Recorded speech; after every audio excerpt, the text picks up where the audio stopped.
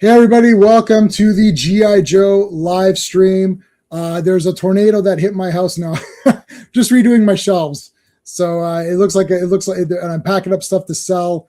All these things will be filled in. Don't worry. I've been doing, I did, this entire unit is going to be X-Men now. So all those three bottom shelves are X-Men 97. That's Deadpool and stuff. And then the James Bond shelf's going to move, and I'll put that probably with Indiana Jones or something. I'll put all the action guys together. So, and it's just like a disaster zone here. And here's like packed up stuff to sell. All this has got to be sold.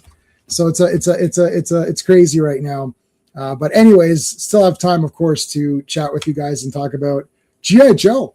And today has one of the most suspenseful comics that I've ever read, in the sense that I didn't know what was going to happen at all. And I actually was pretty excited to see where the story would go, but we'll get to all of that. Right now, I got to tell you about Fantastic Fridays, which of course happens every Friday. That's why it's called Fantastic Fridays. And we're going to be covering 3 John Byrne issues, 241, 242, 243. There's this little character, well, I guess a big character, named Galactus, and he's back. I think this is his 3rd appearance. And our buddy RR is going to join us for that on Friday. And then on Monday, it's Earth's Mightiest Mondays. What the heck? David Letterman is in Avengers. Whoa, what happened? I have no idea. I haven't read that issue yet. I got to read that this weekend. So we're going to talk about this on Monday. David Letterman in the Avengers. Wow. Maybe he'll join the Avengers team. Tuesday Night Terrorvision, hosted by Wrestling with Horror, my friend Pete. I will be co-hosting. We're going to be talking about John Carpenter's Vampires, not JCVD. Drop the D. Vampires. I love vampires. I saw that before anyone else because I went to a special screening with the director Brian Yuzna in attendance, not Vampires. Brian Yuzna, who directed Return of the Living Dead 3. He produced the Reanimator movies. He's done a lot of other stuff. He was bringing The Dentist Part 2. The Dentist movies are awesome. So they come out. We're sitting there ready to watch The Dentist 2, and this guy comes out, and he's like, "Hi, everybody. I'm sorry. We have good news and bad news." It's like, the good news is the director is here. The bad news is the movie ain't here. So we don't have the movie that this guy's here for. So they're like, you can go get a refund, or later that evening, they were premiering John Carpenter's Vampires. They're like, or you could stay and watch John Carpenter's Vampires before the premiere. So I was like, shit, let's do it. So I got to see that before anybody else. And I got to meet the guy. And of course, later I purchased The Dentist Part 2. And it's a masterpiece if you weren't sure. But anyways, we'll be talking about vampires on Tuesday. I want to give a big shout out and thank you to all of the super friends. These are the channel members. Guys, there's a lot of stuff on the drive. So make sure if you're a super friend, you're on that drive, downloading all that good stuff. So if you want to become a member, you hit the join button. That's it. I don't know how much it costs. It's like $2 or $3. It's whatever the lowest thing I could do. YouTube needs it. Look, YouTube needs its money. So I don't know what the minimum is. So whatever the minimum is what it is. It's like $2 or something. If you're Canadian, it may be $3. So YouTube takes like 50% of that. So whatever. I made it as cheap as I could possibly make it. But anyway, there you go. We always thank our friend Clobber in Times. So Clobby, I'm not sure if he was a big G.I. Joe guy. He's pictured in the corner there underneath the thing, his favorite character, Ben Grimm. I'm not sure if he's a G.I. Joe guy, but we honor his memory. Some people put a CT in the chat. So if you see that, that's what they're doing. So we always thank him at the beginning of every live stream anyway. Okay, let's bring in our co-hosts here. All right. Oh, what happened there? There we go. Hey, John. Ninjas make everything better. That's all they do. Mm-hmm. Yep. Ninjas with machine guns make everything better. Ninjas with machine guns is good too. Yeah. All right, let's bring in our buddy Steve. You ever play roulette? Always bet on black. What's up? All right, one more. We'll give Mr. Fan. Oh, we'll give him Conan.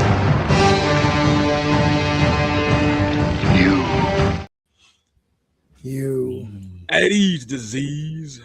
Oh, we got. I wanted to tell you guys something about Sergeant Slaughter. I gotta have to tell. Let me see. It doesn't really look like him, too. I'm like looking at him like that. No, not really. Our friend Joe Dog was here first. Joe Dog, thank you, man. After watching 8 episodes of the Amazing Digital Circus, I don't know what that is. I have no idea what that is. What is that? Yeah, me neither. Absolutely disappointed. I will have to look. We all don't know what that is, but I'm sorry you were disappointed in it. You got Recondo, right? Yeah. Dan's in the chat here. Rogues, our friend Rogues is here. How's it going to CT? Al Davis, our super friend. Thank you. Step out. RR.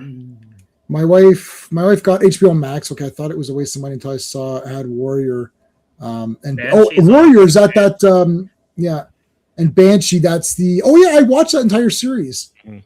That's Anthony Starr before he was on The Boys, but he's like a badass like anti-hero Punisher sheriff. That was a good show, actually. That was a real good show. That was. I forgot about that one. You know what was funny? I'll tell you a quick side thing. So I'd watched all of Banshee, and then I watched 2 seasons of The Boys, and I was like, "This guy, I know who this guy is." I was like, "I know who he is." He colored his hair. That's people say, "Oh, the glasses and Superman, all this doesn't work." It worked on me. So I go on IMDb. I'm like, hold on, this is how bad it was. This is how absolutely bad it was. So I was like, I watched Banshee and I talked about every episode with my buddy at work who was watching with me when it was on. And we're like, oh man, did you fucking see last night, right? So we knew the show. So Boys got 2 seasons of The Boys. It's like, let me check with this guy is Homelander Boys. And it's like Anthony Starr. It's like, who's that? So I looked up Wikipedia, Anthony Starr. It says Banshee. Hold on. It says Banshee. I was like, who the hell was he in Banshee? Yeah, dude, hold on. It's like, wait, he was in Banshee. I was like, wait a minute, I've seen all that. Wait, who was he in Banshee? Oh, he's only the main guy. I was like, oh my God. I was so embarrassed, and now I'm telling you guys, but I don't mind being embarrassed. He's a great actor because I did not. I mean, they're way different. The Banshee guy is awesome. That guy was awesome, and Homelander's a piece of shit, but he's an entertaining POS. DJ, sir, how's it going, dude? Oh my God, that's an understatement. Yeah, Jimmy Carter. Yeah. G.I. Joe. All right. Well, he's fighting for freedom tonight, I guess. He's got a lot of fighting to do to get that freedom. So we got 4 to cover. Now, I explained about special missions is going to start coming up maybe in the next stream or 2, right? So I'll have them to show you guys on the screen, but I won't be able to read them. Now, I could read them off the computer, but it's really difficult to read off the computer in this way for me as well. I can't sit. Like I need to keep taking breaks, and with my iPad, I just literally lay back and just read it. So we'll breeze through them a little quicker, and you guys can kind of explain what's going on. They're like interspersed, like because I was going through it, like there's the regular issues of in my Kickstarter one. It's regular issues of G.I. Joe, and then it's special missions, and they like go back and forth. You're right, John. Yeah, that's my problem. So I can't even create the thumbnails for it because I can't even find those special mission. Like I can't find good quality pictures of them either. So it's just we're gonna look at them, but it won't seem like that when I'm doing the thumbnails. But who cares? I mean, everyone here knows what's going on. Like they know what G.I. Joe is. It's not going to be like a show. Special missions. What is that? What is that? I refuse. I'm quitting the live stream. It's like I didn't want to read these special missions. Okay, so Steve, are you going to do credits? Yeah, I can do credits. All right, credits. Get everybody credits. All right, so G.I. Joe: Real American Hero, issue number 45. Release date December 10th, 1985. Cover date March 1986. Art cover by Mike Zeck and John Beatty. And the issue is In Search of Candy. Writer Larry Hama, penciler Rod Wigham, inker Andy Mashinsky, colorist George Russos, letterer Joe Rosen, editor Denny O'Neill, and Don Delaney. All right. Sean he'll be back. There's less episodes that he'll miss than what he's already missed. So if he's missed like 10 live streams, he's not going to miss another 10. It'll be less.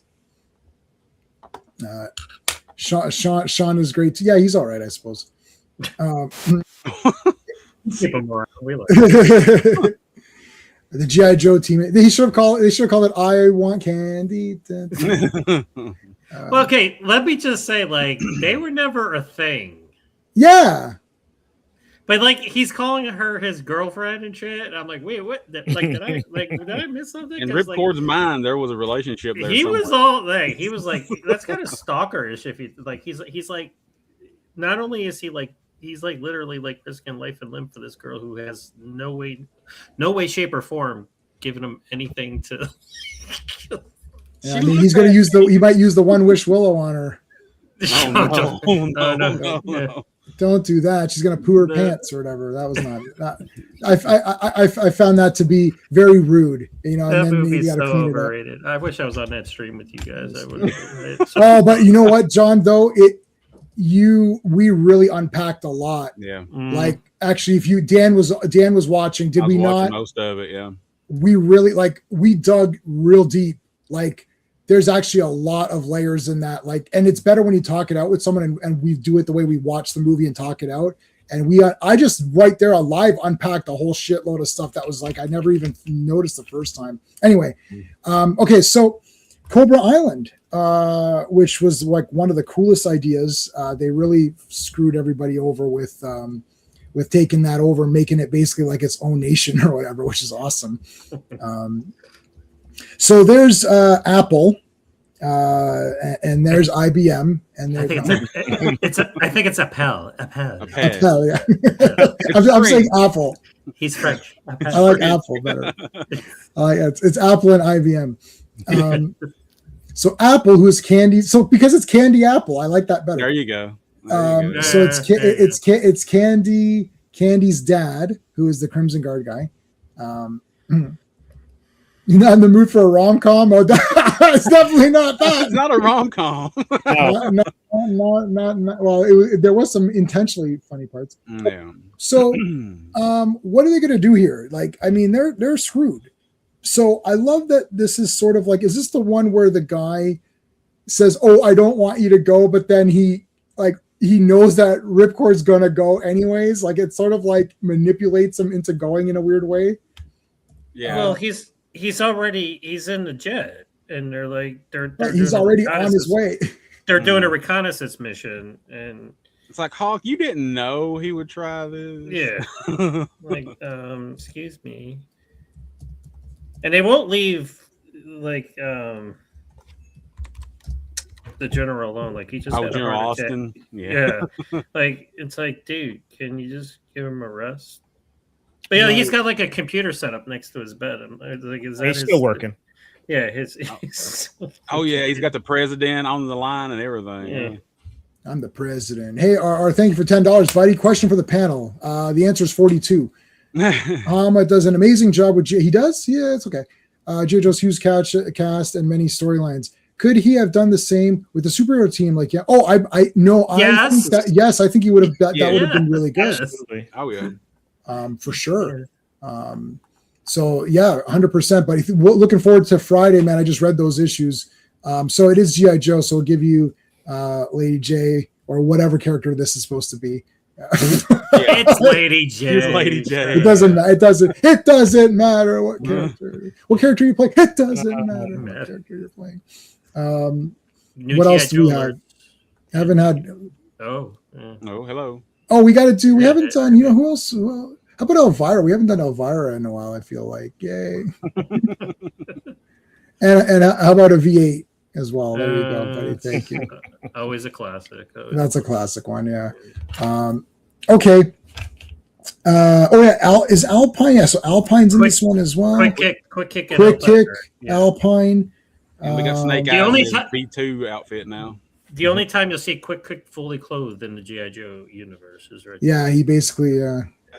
I like the. Yeah, it's either him or Alpine. One makes the call. Me like these guys are not even in uniform. And I'm sorry, like we were like saying how like Duke and Hawk. I'm like Alpine and Stalker can be related as well. At first glance, for sure. Yeah. Yeah. Yeah, that's true. Yeah, that's a tough one to. But I do like that they got Snake Eyes in his V2 outfit now. Yeah, that outfit is awesome. Yeah, they just kind of it was just like, here. Yeah. Try that. Yeah. So he's like, you knew about Ripcord and this thing. He's like, well, I kind of knew. Yeah, but I didn't think apples, you'd really. oranges. I didn't think you'd really do it. Hey Vaughn, how's it going, dude? We actually didn't think he had balls, but he kind of he faked us all out of that. Yeah. Yeah, Alpine. He's like, I don't want to be like Austin. Like, did he even get to have sex with this girl? Like, no. Like, what the fuck is he doing? I don't know. They shared some helium together, but I mean, yeah, it's about it. Okay, so Ripcord is gonna go try to find or infiltrate Cobra Island. You missed Snake Eyes. He the guy, the douchebag sitting at the table was talking about the message that he got. Oh yeah, about who killed Hardmaster. He's like the message starts off with 3 U's in Morse code and reads, "The kill of the Hardmaster is." He's like, wait a minute. He does like a big old head turn. Like, who killed the Hardmaster? It's like who shot JR? It's like we don't know. It's like who killed the Hardmaster? I like this with Ripcord and Ace too. He's like, hey, I think the cabin pressure's dropping. Ace like, no, it's good. He's like, okay, cool, good. Yeah, when he takes off, he shoots out. That is great. I'll make sure you got enough air. All right, so here he goes. He's diving. Yep. Okay. He's actually kind of badass now. Like Ripcord becomes badass in this one. I never expected Ripcord to be this badass. Yeah, I agree. Yeah, he's awesome in this. All right, so back to our boys here. He's coming down. There's William, or not William. What am I saying? Storm Shadow. And then Snake Eyes comes up. It's like, I know who killed the Hardmaster, and this is their symbol. This is really cool. The 3 U's in Morse code is Morse code. Yeah, it's like it actually. So I at a time I'd memorized Morse code because in my escape room, I owned an escape room for 5 years.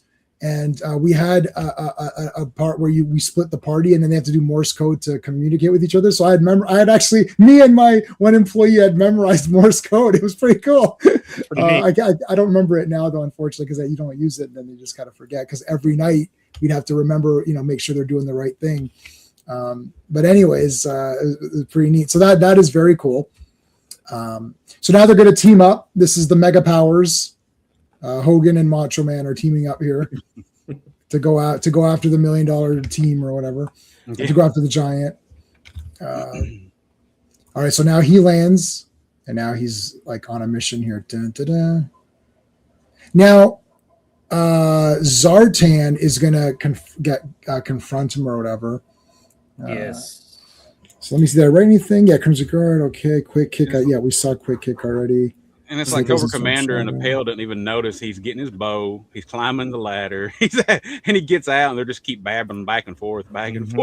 The one soldier's like, hey, man, where you going? For a stroll? Yeah.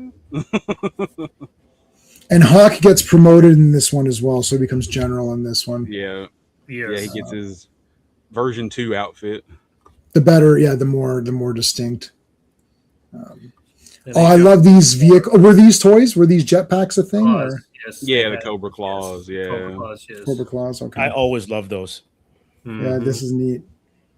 Okay, so I mentioned that. All right, so now So now here's where it's going to get interesting. They're going to go to kill Zartan. We don't know that it's Zartan, but I mean, I'm telling you. So they're going to kill Zartan. Spoiler. They're going to kill Zartan, but also Ripcord and Zartan are going to have a confrontation. Mm-hmm. The result of this is what leads to the next issue being one of the most suspenseful, like best paced, like you can't put the comic down. Like it was actually the next 2 are both really good, but we'll get there. I'm almost kind of rushing through this one to get to that one because this is like act 1 of the big arc here. So Ripcord, Ripcord's doing good here because, you think obviously Storm Shadow and Snake Eyes are kick ass. I mean, they don't need to prove anything. Like we already know they're awesome, but he's actually really proven himself. Hey, Invader, how's it going, dude? I love how Ripcord had enough room in the back seat of the F-14 for a full length FN. I mean, I know nothing about vehicles or whatever. I know nothing. I don't know anything about the military. So I have no idea if that, I can't tell if that's fake or real or what, it's like is that unrealistic, guys? I don't know. Is that it's tight? Yeah, that's a big weapon for like for to have in there, and the gear that he had. Yeah.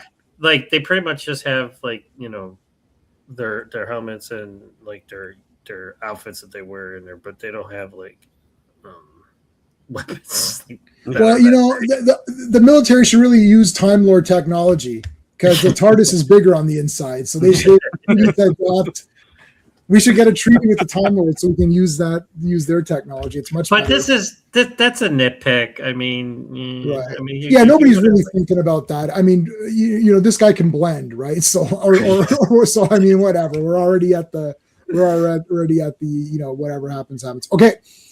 Zartan is very. This is something difficult. This is a big thing for Hollywood to learn from these comics, especially this week, is that you have lots of characters. Okay, but none of them appear stupid or weak in comparisons to the other, but somebody's got to lose. Mm-hmm. Like somebody has to lose in the encounter. But when they lose, you don't feel like they're idiots. This is the trick that is so difficult for movies that have multiple. Like clearly, if like Mad Max, okay, Max is awesome and he's not gonna or Snake Plissken or Rambo. But when you have something where you got a team of guys and everyone has to look good and do something, but also there has to be dramatic elements. So there's got to be some failure, right? Because if they just succeed, then what's the point? It's very difficult to do that. Like Ripcord is going to get the short end here, but it's not like you walk away thinking, oh, Ripcord sucks, right? You're like, no, he's pretty awesome. But Zartan kind of got the one up a little bit on him. And then, he swapped, spoilers, he swaps with him, right? I love these two guys. I love the black and white. I like that the black guy is the good guy and the white ninja is the bad guy. That's kind of neat. Yeah. Good guys wear black. Yep. Good guys wear black. Yeah. Storm Shadow's like, he's like, I got access to all these Cobra places. He's like, so we're gonna take Baroness as Rattler. I'm like, let's hop on the Rattler and go kill some people. Okay. Yeah, let's go. And I like how like the new guys in the G.I. Joe, like, hey, you guys are new. Come on this mission. We're gonna invade Cobra Island. He probably. I don't think he cut off his head, Al. That would be pretty. Yeah, I think he just stabbed him. Yeah. Al, Ripcord is not Supergirl. Okay, so sorry, I couldn't help that. And I like Zartan here. He's like, yeah, looks like somebody's got a personal vendetta against Professor Appel. He's like, I was expecting 2 ninjas to come after me. Yeah. No, there's a lot of people. There's a lot of this island. I don't think they're going to be filming Survivor on this island, and I certainly don't think they're going to be filming that Love Island or whatever those other ones are. This doesn't feel like a very cool place to come hang out and stuff. Cobra Commander, he's like, what the hell is going on? This is my island. He's like, what is going on here? Get out. And there's Quick Kick in his naked. I've never seen, I don't think I've ever seen it except for Quick Kick, like shurikens, like ninja stars in a sash. On a sash. Isn't that kind of neat? That's badass. I mean, that's what that is. What was the best is Ninja 3 show Kasugi with the belt buckle ninja star. Yeah. Oh my God. I wanted that so badly. I was like, I need to have that in my life. Because like anyone comes, you're like, oh yeah, fucking watch this. Well, you know what? Like I would use it though, but then I'd have to risk my life to go get it back because I'm like, I want that back. I know. Yeah. Oh man, a ninja star belt. Oh God, it's so awesome. You have to be careful sitting though. Well, it locks in and then it spins, so I think it's got like a protective thing around it, so you can still sit or whatever. Because he would have to go and then take it out and then throw it. Right. Oh, I'm sure there's contingency plans so you don't stab. Oh, for sure. Plus, ninjas don't stab themselves anyway. No. So no, they're ninjas. Like spiders and webs, right? Right. Yes, they don't. Yeah. All right. So, have a little bit of a scuffle here. See, it's not Supergirl. Al, he didn't do it. It's Zartan kills him. Yeah, Zartan kills him though. Well, because Zartan can't have guys in his way. That guy was stupid enough to get in Zartan's way. That's the problem. Well, it's not his guy. He's a mercenary, so he don't give a shit about these Cobra soldiers. He's like, he shot through them, right? Yeah. Like now, it did go right through. That was a nice clean. That's a very good clean hit, and I like the art here with the line. You can clearly. They're already what? Already Circumcised. circumcised. Yes. That's very good. Okay. All right. Where's my Well played, Al? Well played. Al beat my unbearable from the obsession stream yesterday. So. Oh dear. I know that was terrible, but I love it. I love dad jokes. Those two guys on the docks that have the mugs and they just tell dad jokes back and forth. Like I watched like half an hour in a row of that. I'm just trying to memorize them all. Okay. Here we go. So this is cool because Zartan is waiting for the two ninja. Ripcord is after a pal, but they're facing off the wrong guys because the ninjas end up going like everyone's at going to the wrong people. It's kind of cool. I like that. Yes, that good job. Good job. That's why I say it's like a Three's Company episode. It is, like yes. Humongous misunderstandings and with a lot of violence, a lot more violence in it. Yeah. Jack never beat up Mr. Furley to get by, right? Let me through. Okay. How many phones is he on there? Like 3, 4? I mean, this is Three. yeah. You know, I always love that, like in Get Smart or one of those shows where there's like all these different phones. Like, what is it? Well, what do you want? Right? It's a big, this is before speakerphone, I guess. So. Yeah. This guy looks like Norman Osborn, like a fat Norman Osborn. I was thinking the same thing. He's got the wave. Yeah, That's right, yeah, man. He's got the wave, man. It's the 80s, man. That's how it was. Richard Nixon haircut. We're gonna Hawk. No one can tell the difference between you and Duke, so we're gonna have to upgrade your outfit. So if we're gonna upgrade your outfit, we may as well, up your pay grade. His hairstyle's a little different now. He's let his hair grow out, so now it's not as buzz cut as it was before. Should wear a mustache or something. You're right. Color it brown. All right, there's now, the rat. If they were playing music, this page it would be dun dun dun. Yeah. Yeah. It's like, I like this picture. I like this. Yeah, split panels are always great in comics. Look at that. All right, here we go. Look at how far away he is. mm-hmm. This is a very cool. This is like a sniper battle or whatever. Enemy at the gates. Or like, where is that guy? And like they're both going at each other. Like, hey, why don't you stick your head out real quick? Yeah, like they're like super far away from each other. So I think they're just kind of like having a conversation without them knowing they're having a conversation, or are they like yelling at each other? No, I think no, John, you're right. No, Zartan hears him because he's right here. He says, "What?" He's like, "And give away my position." He's like, "No." Yeah. No. I think they're saying it out loud because they're showing. Okay. They're showing that they know what the other, like what John was saying, like they know each other's thoughts or whatever. Okay. Yeah. Not really know each other's thoughts, but like he's like, I see what you're doing. Yeah. If you see the go ahead. I just think from the dialogue that they can hear each other. Yeah, no, well, I'm not sure. Above, the responses they look far away from each other. They are far. They look like far away, yeah. But their responses are too on point. They'd be too telepaths the way they're responding. Because maybe. I just have a feeling that it's like he's looking, he's like, oh, I know what you want me to do. Oh, I get what you're trying to make me do, like something like that, right? But also too, I know in the 80s they used to use that jagged word balloon, but every sentence ends in an exclamation mark, so they're yelling. Yeah, I guess so. Well, whatever. They're fighting each other and it's cool. Arrow versus Zartan has got arrows though, so he's at a disadvantage. But he's Zartan, so he has plot advantage. He's got that compound bow, man. That thing goes through anything. Yep. Yeah. Zartan takes one too. Yeah, right in the leg. Right, because that's gonna. Yeah, he got nailed too. And you see that he grazed him, so he's not dead. Mm-hmm. You mean he's not? He says he's not dead. You missed. Bring out your dad. He says he's not dead. And he was still, and Ripcord was still able to shoot him again and get him in the shoulder, even though he's got grazed in the head. Mm-hmm.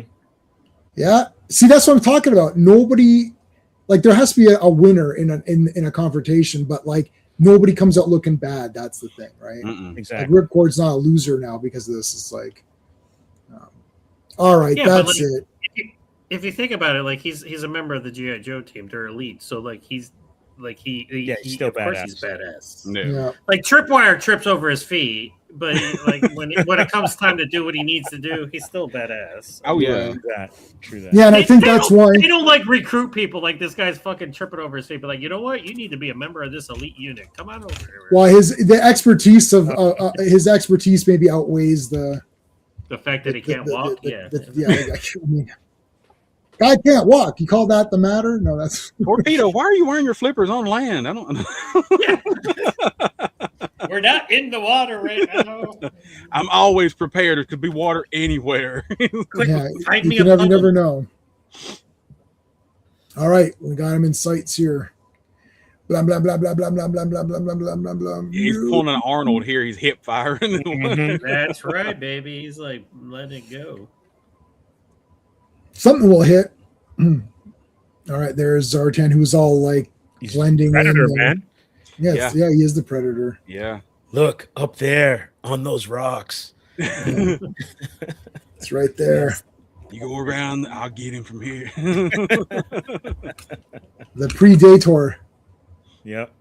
He didn't even use gunfire. Was that Rambo 3? Yes, where he got the shrapnel and he pulled it up. Oh, and he put the gunpowder in and blew it up. That was awesome. Yeah. Good acting too, man. He really That yell is iconic, man. Listen, Rambo 3 is 10 out of 10. I know there's people walking around pretending it's not good, but they're stupid. Who's pretending it's not? There's people that are pretending when we were talking about, it's the weakest one. Okay, well, I don't know what you're talking about. It's pretty awesome. That's like when we're on the Action Elite and like we're like talking. I'm like, wait, this is overrated or underrated or wait, what? What are we talking about here? Yeah, it's like no.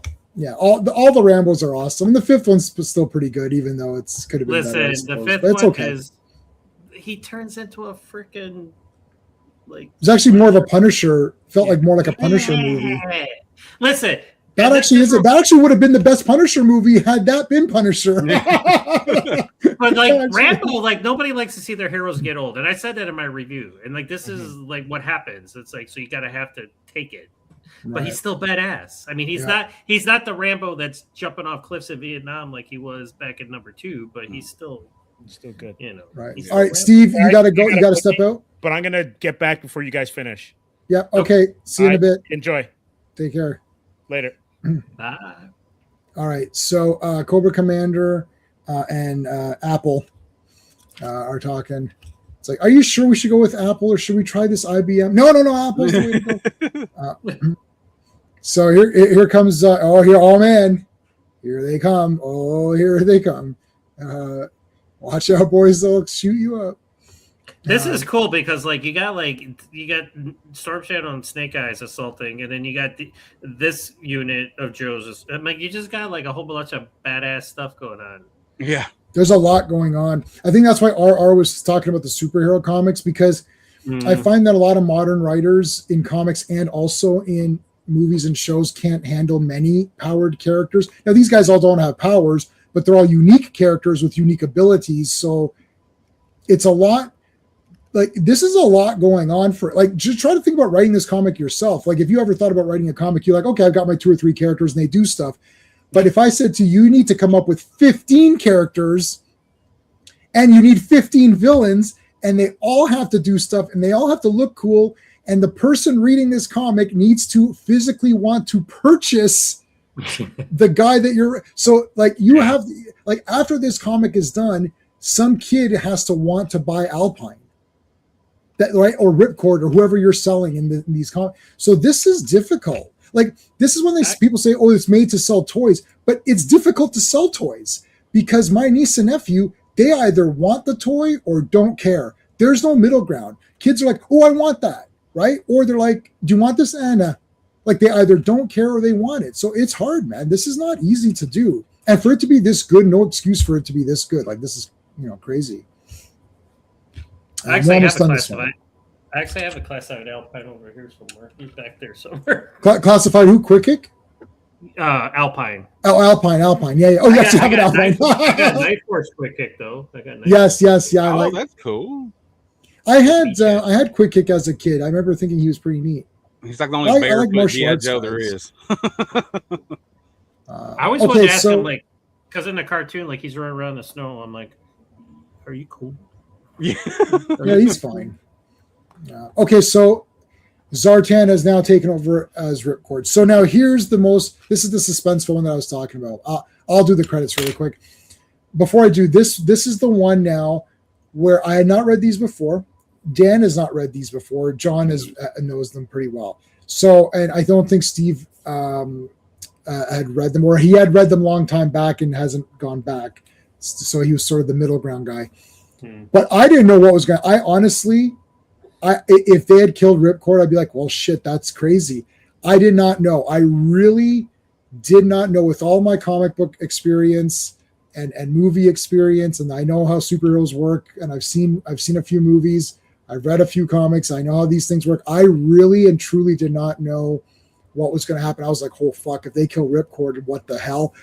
And I was really pumped up. This has to be one of maybe my top one most suspenseful comic, because you read a comic, it's Spider-Man, he's getting beat up. Well, like Kraven's Last Hunt, they buried him. Well, obviously Spider-Man's not dead. He's clearly in like a suspended animation and buried. Like Kraven didn't kill him right there, or else there's no comic, right? So you know that. But I didn't really know. I thought, I don't know. They might kill this guy, and that's crazy. So it was pretty damn good. Another Mike Zeck cover. Oh, let me do the credits. Okay, so hold on a second. Where are we at here? This is G.I. Joe Real American Hero, number 46. Release date is January 7th, 1986. The cover date is April of 86. Who's Who on Cobra Island? Yes. We've got Larry Hama as the writer, penciler by Ron Wingham. Inker is Rod Wingham, so inked himself there. Colorist is George Russo's. Letter is Joe Rosen. Editor Denny O'Neill and Don Daly. And the cover is by Mike Zeck. So there you go. What the Zeck? Let's do it. Who's Who on Cobra Island? So now you got to see this great panel of the transformation. Now this is the holographic technology, right, that he uses. Yeah, I'm like you. I thought he killed Ripcord. I'm like, well, son of a bitch. I'm like, he's the guy. Well, I didn't think he'd kill. I didn't think he killed him. I thought I thought this ninja were gonna kill him. I was like, oh shit, they're gonna kill an innocent guy. That's crazy. I had these next two or three are so smart. Wow.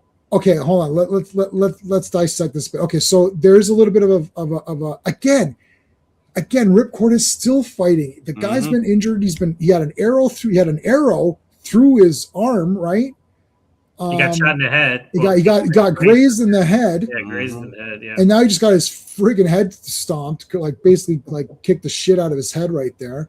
And then Zartan, in a great move, dresses him up as Zartan, puts his clothes on him, because if the ninjas show up and he's like, no, it's me, Ripcord, they're like, yeah, but we know you can chameleon or whatever. Isn't that genius? Yeah. He used Kirby Crackle. Oh, yeah, did he? Oh my God, you're right. He did. He used Kirby Crackle. Good job. Yeah, Kirby Crackle's the best. Yeah, it's a little bit right there, the yellow. That's Kirby Crackle right there. Good job. I didn't catch that. You have this issue in a frame hanging on your wall. Let's see the cover. Oh yeah, I mean that is awesome. Yeah. Well, there's a lot of covers that are worthy of. There are. Yeah. There's so many. Yeah. There's a lot. Yeah. Some really good covers. Yeah, I've got to pick thumbnails every week, and I'm just like, I don't know. And I ended up picking what I think is a more universally classic, like the one with Snake Eyes with all the Marvel characters around him. That's going to be the next. Or whatever. Whenever we get to that issue, that's the cover I picked, because that's a classic cover to me, right? But anyways, all right. So he dresses him up. All right, now here come the Joes to rescue Ripcord. We got Alpine, Spirit, who I just love Spirit, Quick Kick, and Flint. Right, that's Flint. Yeah. I like Flint. Yeah. We're getting, so guys, me as a kid buying the toys, we're now approaching to where I'm now getting into it a little bit, right? So I'm like, oh yeah, I love Flint, love Quick Kick, Spirit, Alpine, Snow Job, what's the other guy? Like, so it's like those, I did not get any of those early guys. The swivel arm, like I don't have any of those The original 13. The original, Straight yeah, arms, none of them, straight arm, none of them. I didn't start till what was the year on this? 86. 86. January of right? 86. Yeah. So I think this is around now where I'm like, okay, yeah, this G.I. Joe's pretty neat. Like, what is this G.I. Joe thing? Looks pretty awesome, right? Oh man, Flint. I just thought Flint was cool. I like the beret and everything. I don't know. It's just kind of neat. I like how they have like, specific weapons too. Like he's got a shotgun. Yeah. I like Spirit's gun. That's like the clip for it. Yeah, I don't know if it's supposed to be like a. Is it to shoot regular bullets or is it supposed to be like darts? I'm not really sure. I don't know. Somebody will tell us. And see, we're in 86 now, so 85 and 86 was like two of the greatest years for G.I. Joe as far as the toys go. And well, that's when the cartoon was on too. Yeah, the cartoon came on full season in 85. Yeah. Mm-hmm. So this is like peak. These are the peak years for G.I. Joe. Yeah. Yeah, like 85, like 87, 88. Like when it started getting into 89 and into the 90s. I mean, it was still there, but the show was off, and then it was. 90 was probably the last good year for the toys. I mean, that's just my personal opinion. But yeah, we were getting into the Deke cartoon by 89. But then you also have like there's a lot of like neon characters and like weird color schemes. They start going crazy with the colors and space and all that stuff like that. Yeah, they like did like science fiction like aesthetic to it and like Mad Max type stuff too. I mean, not that I don't really mind it personally. No, it's not bad. Some of the characters actually I prefer in their later versions to the early versions, but some like went a little too crazy with them. That's your personal preference. I mean, it is. Like, I agree. Definitely for sure. Yeah. Yeah, I know a lot of guys who are like, as soon as it starts going away from the military aspect, like having the fatigues and stuff. Some guys can look unique, but once you start leaving that, it's sort of like, well, this is now going into what you're saying, guys, like John, what you're saying, sci-fi. Yeah. And they're sort of I mean, I like sci-fi, so to me it looks cool. Like I didn't think it was bad or whatever as a kid, but I'm even in 86 we get a character named Sci-Fi and he looks and he's and I mean that that could be a deal breaker for some people. Like, what is this guy? Like, what is this nonsense? All right, let's take a look at how great Storm Shadow is and like beating up this poor guy at a clipboard. Like the guy's taking he's taking a lunch order. He's just doing his job. Like he's taking inventory. He's like, okay, 3 bullets. At least this guy that Snake Eyes takes out, it has a gun. I mean, Storm Shadow went for the easy pickings, you bastard. And I like to show, I guess, their quickness. It shows them in shadow a lot of the times when they're like that. Yeah. Yeah, it's not sequential. It's just all like shots. Like they've taken them. It's like bang, bang, bang. Yeah. Like if this was a movie, it would have been like. Psh, psh, psh. Yeah. It's like each guy just nails one. I like that because we had Silent Interlude back in issue 21, which was Snake Eyes coming out party. I always say, but like this is like because then after that he was there and he was doing cool shit, but then he was still kind of like. I don't know, kind of like in the background. So like this is where like he like in these issues like he kind of like continued that badassery that was in Silent Inter. And now like he's the Ninja Commando now. He's not just he's everything. He's got his sword, swords, he's got Uzis, he's got the visor. This is Go ahead. Yeah. No, I was going to say this is the best Snake Eyes right here. This is like. I mean, I listen. I'm such a fan. I love all the iterations. Like I got I got so many iterations. I know I like them all because it's a cool design. But this one is probably like I got to get Desert Snake Eyes though. I didn't get Desert Snake. Hey, did you get that tiger one or whatever we were talking about? No, I just can't, dude. It's this big and it's $25. I'm like, no. I'm like, if I was. No. Yeah, because you don't have any 3 3/4 inch, do you? You just have the classifieds. I did when I was a kid. But I don't anymore. Start a new collection. Well, like here's the thing. Like I'm trying to find. Like I'm working on the classifieds when I can, and yeah, you can cherry pick them. I love I love the original smaller ones, but I'm going for the bigger ones. I like the bigger ones. Yeah, I'm doing for Transformers. I'm doing. You guys know I'm doing like some vintage. If they're basically, I'm taking the movie characters, so like Cup, Springer. Like for vintage, I'm doing those, and then for Transformers, I'm doing the new ones too because the new ones are still cool. I can't buy all the vintage; it's too expensive. So I'm just picking. I'm cherry picking a couple of guys that I like. I go on eBay and I look for the Snake Eye Storm Shadow, and there's actually one. I found one, and I put it in my cart. Watch later or whatever. Yeah, because it's a file card, but it's a Snake Eyes. It's the 3.5. But it's got all the accessories and stuff like that. I'm like, I'll do it. I'll pull the trigger. Do it. Okay, so this is the Firebat. Firebat, yeah. And it doesn't require a pilot, so that's one. No, it's just super awesome in its own right. It's just, you can have somebody in there or not. Who cares? All right, so they're like talking about. There's a joke about Cobra condos or something that I can't remember which I thought was funny. All right, there's Tomax and Zaymot, and it's like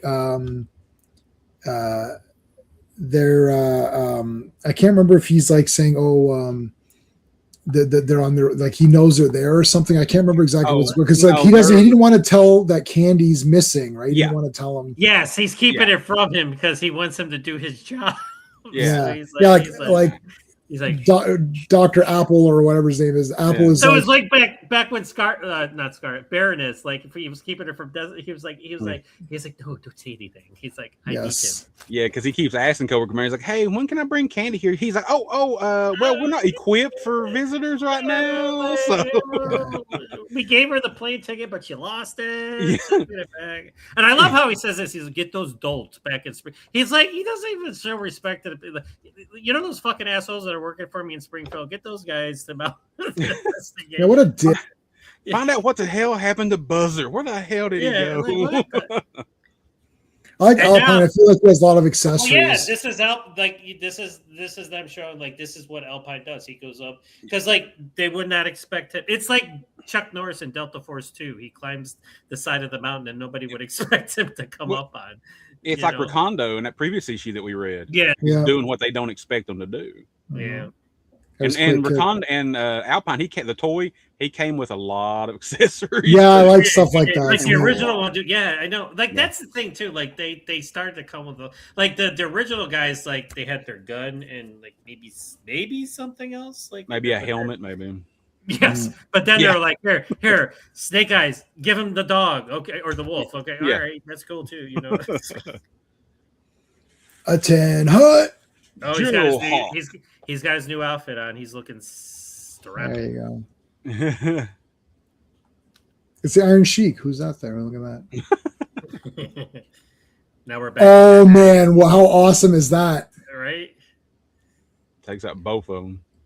Anybody doing that kick, you see it in movies, and you're like, it always looks cool. And here's the thing: like anybody with an Uzi is badass, but when you have an Uzi with a sound suppressor on it, that is even more badass. Yeah, that is cool. Yeah. I was like, I got a sound suppressor on mine because I like to hear my bodies fall. It's like, I don't want to... This is like a Scott Atkins kick or something. Right? It's like one of these. And he's kicking two at the same time. He's taking out. He's a double whammy. Double hit. I like how they have to put in like just to know that they're getting hit. Yeah, they're both getting hit. Yeah. Hey, thwipped them. That's Spidey. Yeah. All clear. This guy, and it's again, Storm Shadow's taking out the less dangerous guys. This guy's just in the control center, and he's like shoots him with an arrow. He's like, I just had a headset on. That's all I had. I'm like a headset guy. What are you attacking me for? And I like Snake. I gives him the thumbs up to let him know it's clear. He's dead. Come on up. Yeah, you got him. All right, so now they find Zartan, who is really Ripcord. Zartan. They're like, oh no, Zartan's injured. But I was like, did he take the dog tags off of him? Like, because he was wearing the dog tags, like when he's still. I think he swapped him out. Yeah, I think Zartan took everything off of him. Did he take him? Okay. Yeah, I think he did. We'll see in the next because they're gonna swap him up. Get him to the emergency room or whatever, ER or whatever. All right. There's our other Joe team. I always like binocular vision. I don't know who's the first to come up with that concept, but that's always neat. Well, I love how they're like, it's like in First Blood Part 2. He's like photographs. You want me to take photographs? Yeah, there's literally no one who saw that movie who thought that's all he was gonna do. Like someone's like, wait a minute, I thought he was only supposed to take photographs. Can you shut up? Truman's like, well, you sent the most dangerous man in the world into the most dangerous place in the world to find men that are lost, and you just told them to take photographs. I love it. No, Rambo 2 is great. I mean, come on. That's not only does he not take photographs, he commandeers a Huey and blows the shit out of everything. Yeah. Rambo 2. Anyway. In Sleepaway Camp Part 3. Oh my god. That's a segue. That's a segue. In Sleepaway Camp Part 3, yes. They're going around the table and say, what's your favorite movie? And then Angela, who's the killer, says E.T. But they get to the one, Bobby, who's like the preppy nerdy kid or whatever. He's like, I like movies that make America look good, like Rambo Part 3. I was like, yeah. He actually says Rambo Part 3. It's pretty. It's like that's not the title, but that's okay.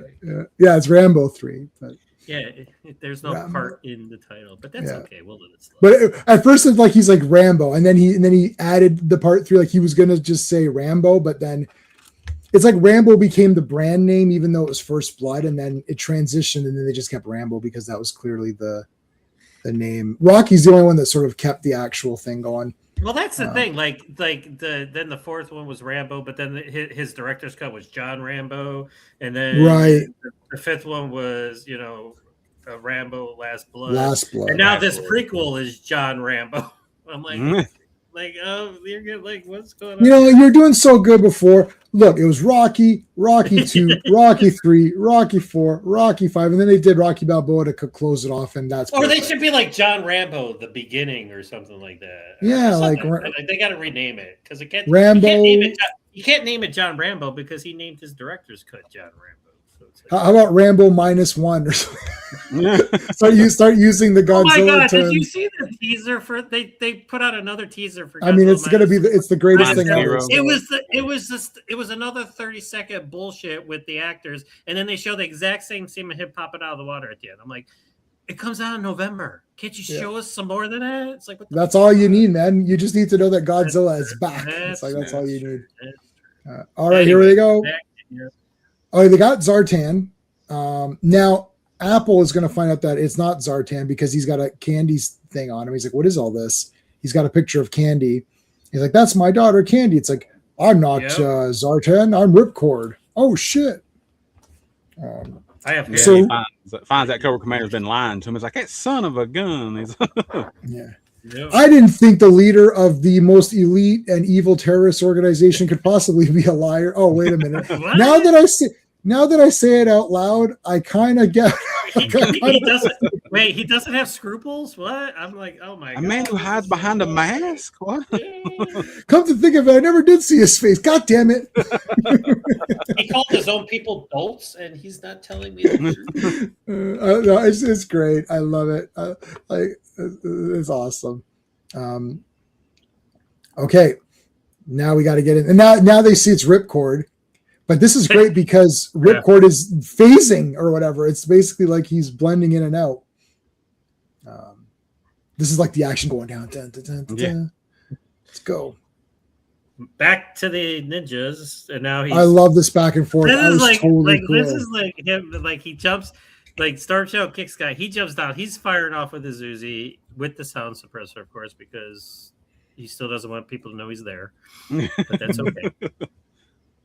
Get to the blast shield. Oh, Nick's is right here. Oh, that's so good. Oh my jumps on his back. He leapfrogs off of him. Fucking comes down. Pulls his swords in mid. Two swords. Yeah. Yep. Oh, that is awesome. There is no cover when you deal with ninjas. Duh. And I like how Wingham also drew in his nunchucks on his side because the toy came with nunchucks. Okay, well, I got to put it in there. I got to put it in there. So. Or sneak it. All right. Alpine's going to save his friend Ripcord. And look at this. He blended into it's friggin' Sandman or whatever. Yeah, he's like, I don't know who's shooting at who. I better hide. And he's like, I thought I spotted, but then he seemed to disappear. Wait a minute, he disappeared. How can that be?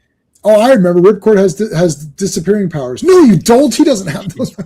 Well, he's wearing camouflage. So. Yeah, it doesn't work on the sand. No, no.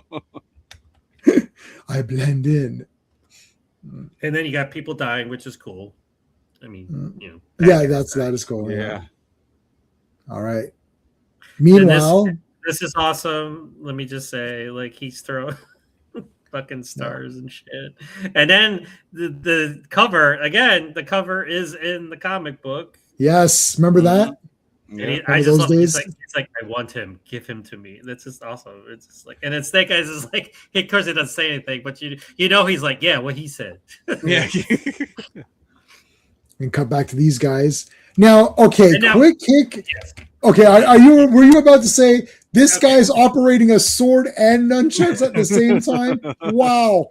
I can't. And he's barefoot. He's not even Yeah. wearing boots. It's just like, what if he steps on something? This is like going like this and spinning around at the same time where Like you're patting your head and rubbing. Your yeah, stomach. like you can't it's like, do it. but quick kick can do it. Wow, that was awesome. I I liked love all the martial arts guys. And I love the fact that he has the Karate Kid headband on. He needs the Karate Yeah. Kid. Yeah. No, I like Quick. I legitimately think he's really neat. I like it. He's Dude, there's cool. It's a like- lot of hate towards Quick Kick. And Oh, I is there really? I didn't know. Yes, like there's like a lot of people like. Well, I mean, because like in the cartoon, he was kind of a douchebag. He's an actor in the cartoon. Yeah, he was an actor. He's like always making jokes and stuff like that. Yeah, I was doing these bad impressions of other famous actors and stuff, Yeah, but I was like, I always liked him though. it gave him personality. Like they gave him a personality, which was kind of cool. Yeah, there was one moment I think in the cartoon where he actually faced off against Storm Shadow and beat Storm Shadow. So I mean, he's definitely skilled. He's definitely skilled. He might act goofy, but he's definitely skilled. Was that the Excalibur episode? Which one? I think it might have been, or it might have been Pyramid of Darkness. I don't remember now. How's it going, Raj? Thanks for coming on, buddy. Good evening, J-Man and friends. Yes, Stephen, thank you again for the stream yesterday. You're welcome. And for the Obsession Armory, you're welcome. And for all the Star Wars comics you uploaded. Okay, you are a boss. Thank you. Well, yep, I gave you, that's every Star Wars comic and all the newspaper strips. Don't increase his ego, man. It's probably, you probably can't do that. I don't think that can happen. My ego will increase zero. All right, so they got Ripcord. They saved him. But wait a minute, that's not Ripcord. This is awesome. They're just shooting the crap out of these, but the ninjas still get through. They're just hanging out there, but like they're shooting. Hey, Storm, they're shooting at us. Please. Storm Shadow sticks his head around. He's like, "Yo, hey, we don't want you. Just give us Zartan. We don't want you." And they sell him out in 2 million. He sells him out in 1 second. Yeah. It's like, yeah, okay, who cares? He's like, he's down there. Does he still live right there? No, he's right there. Go for it. Right down there. Yeah. They don't care.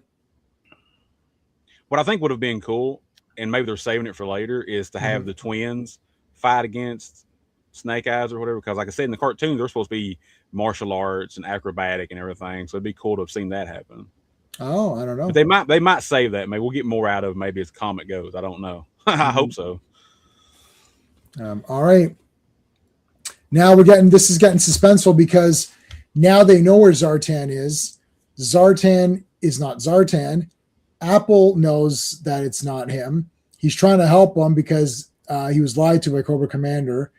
He puts now this Firebat does not require a pilot, but it can take a pilot if needed. So that's important because he puts him in. He's putting him in like a little baby Clark.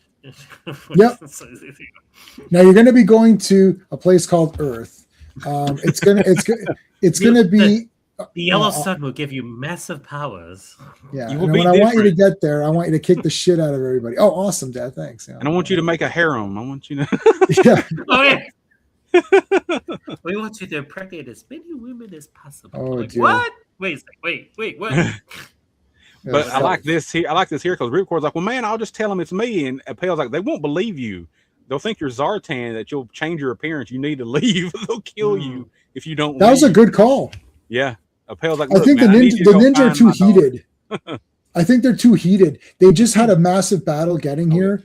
they're two in the zone. I think I don't know. Maybe Snake Eyes. Oh, they're Yeah, Could have Storm Shadow fought it. would cut him down. Storm Shadow would have cut him down Yeah. immediately. And Ripcord, as cool as he is, and as badass as he was previous, he's not going to be able to win against Storm Shadow. So No. it's just this was the right move.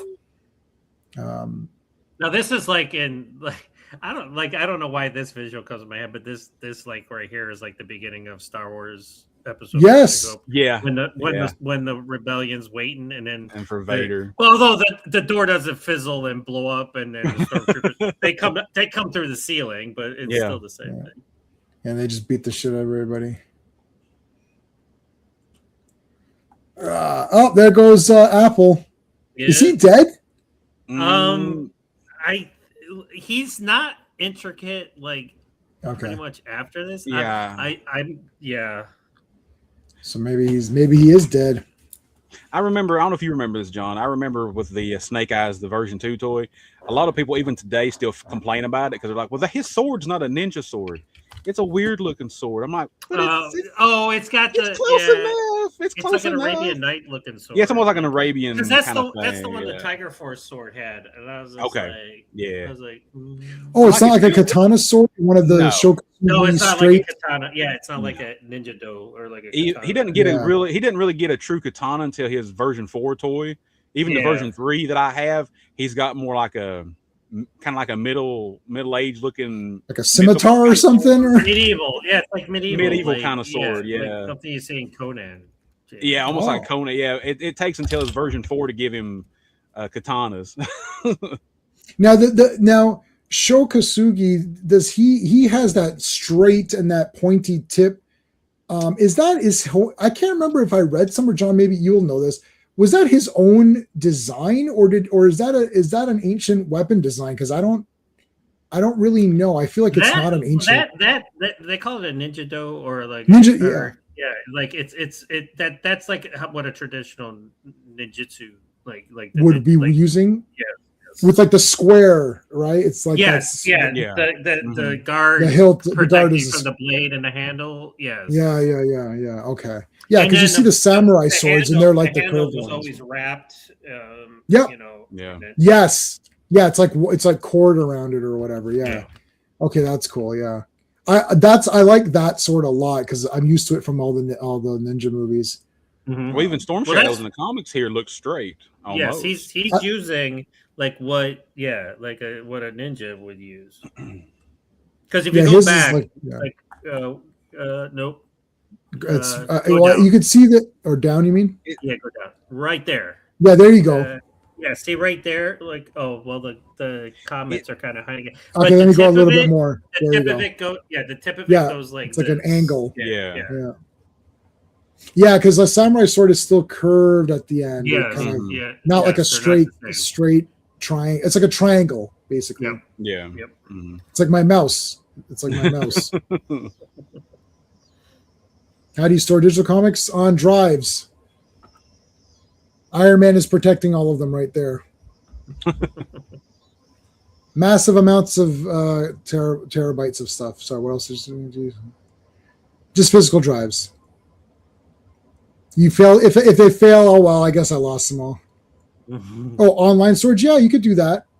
I might do that as well, and just get but the amount of gigs I have, it's like it'll be forever. But anyway, okay. So now they see him take off. They're like, hey, what was that? I wonder who's in that. Yeah, they think it's going to circle back and attack them. Now this is great. Spirit is like, wait a minute, there's no hole. Let me read this. Let me read this. I gotta go off here. Something strange here. Bullet hole and blood stain on left sleeve, but no wound on left arm. Actual wound on right shoulder, but no corresponding hole in the shirt. Come on, Spirit. You got it. Let's go. And I like how I like how Hama kind of does like the stereotypical speech of a Native American, or what you would perceive as the speech of a Native American, you know. Me, Spirit, you know, stuff like that. Rest in peace, Candy's Day. Yeah, he did a lot of good stuff for Cobra. He was very good. Mm. All right. This is 47. Yes. All right. G.I. Joe, A Real American Hero, issue number 47. Cover Mike Zeck. It is the release date of February 11th, 1986. The cover date shows May 1986. Sea Duel. The writer is Larry Hama, penciler by Rod Wingham, inked by Andy Mashinsky. Colorist is George Roussos. Letters, Joe Rosen, and editor is Denny O'Neill and Don Daly. There you go. Oh man, Beachhead, Dude. wetsuit. Yeah. Now where I love Beachhead. He's basically like a camo ninja. I always loved Beachhead. Did you see his Silent Mission issue? No. Oh yes. It's like Rambo. The newer one, right, John? Yes, I saw it. The other universe, or no, yes. the the Larry Hama. It's the Real American Hero. Sorry. Yeah. No, I saw it. He's Rambo in that. It's essentially him being Rambo. It's awesome. That was awesome. Yeah, he just got so underused. I mean, the cartoon they underused a lot of him. I'm hoping he gets used more in the comic. I hope. Well, they did some in the cartoon, dude. It's me. It's Duke, then me, then Stalker, then you. I'm like, oh, sorry.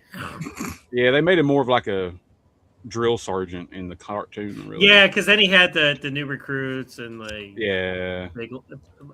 I love G.I. Joe, but Big Love was such a massive disaster. I'm like, why are you making this guy a basketball player? And he's like, Chuckles was awesome. Chuckles, yeah. I hope he's in the comic. I like they did Chuckles wrong though. Eventually, though, unfortunately. Oh, did it? Oh, yeah. Oh, I'm sorry. Looks like what's his name? James Bond. James Bond was Chuckles in one of those movies. He had the shirt and everything. I was like, oh my god, it's Chuckles. Okay, so they're bringing Ripcord in quotes. To help him out. Now Buzzer stole his Zartans. This is great because the Dreadnoks are all like, oh shit, we're in trouble with Zartan, but we'll see where that goes.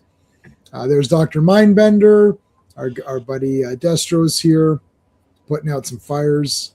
We got Bazooka. Buzzer's like, we're on fire. Destro's like, how about you help put them out? Yeah, it's like, why am I doing this? I'm like higher rank than you are. And then meanwhile, the ninjas are still kicking ass. Yeah, by themselves. And we still, I love that Doc is still here. Yeah, almost 50 issues into the comic book, and Doc. Well, you always need a medic. Well, I know, but I know Lifeline will eventually pop up, and I'm like, I'm absorbing as much Doc as I can in the comic books right now. Yeah. Shipwreck. All right. Shipwreck. Yeah, he's still there. Look at this. It's like they're just fighting everybody on their own. Yeah. And what I like, not that like Snake Eyes is a badass, but like he's mowing people down with the Zuzi, but like Storm Shadow's like, I just got my swords and my nunchucks. Yeah. He's like swords and nunchucks, yeah. But I love how he's in front, and you see him in front mowing them down, and then that's just so awesome. I remember the 13-year-old me, just a big smile on my fucking face reading this shit. Dude, man. Lady J. Oh, and what the heck? He's like, nah. I'm like, dude. I'm like, come on. That's like, what the fuck? My glasses must be old. I need to get new glasses. It must be my glasses. I'm like, dude, I've had some bad prescriptions in my life, and I'd be like, if that happened, I'd be like, yo, something's wrong with this guy. We need to check him out.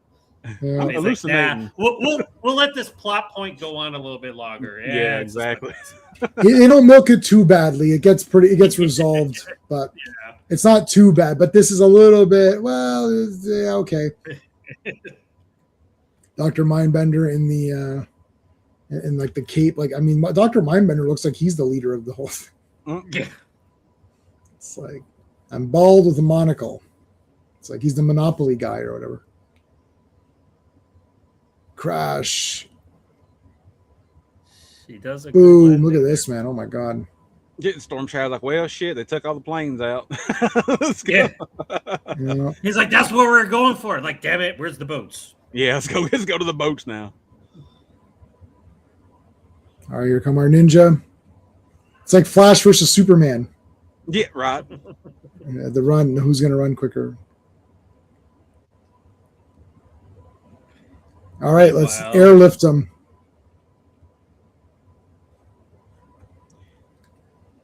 one of the best Cobra psyops plans in the cartoon was when they hacked the Joe's computer and got shipwrecked and two other guys promoted to colonel, which really messed up the Joe operations. Yeah, that's cool. Because they were like, "Hey, I'm in command." No, I'm in command.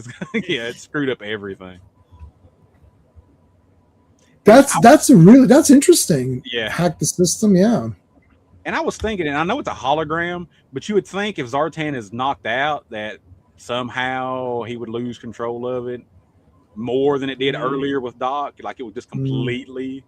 And like if you're touching the guy, can you not tell it's not the guy? Like, well, I think that's why he took Ripcord's clothes, because he knew that might happen. Yeah. Okay. Yeah. So really, technically, it would just be his face that would be the difference on him. Like, right. Okay. Pivot. No.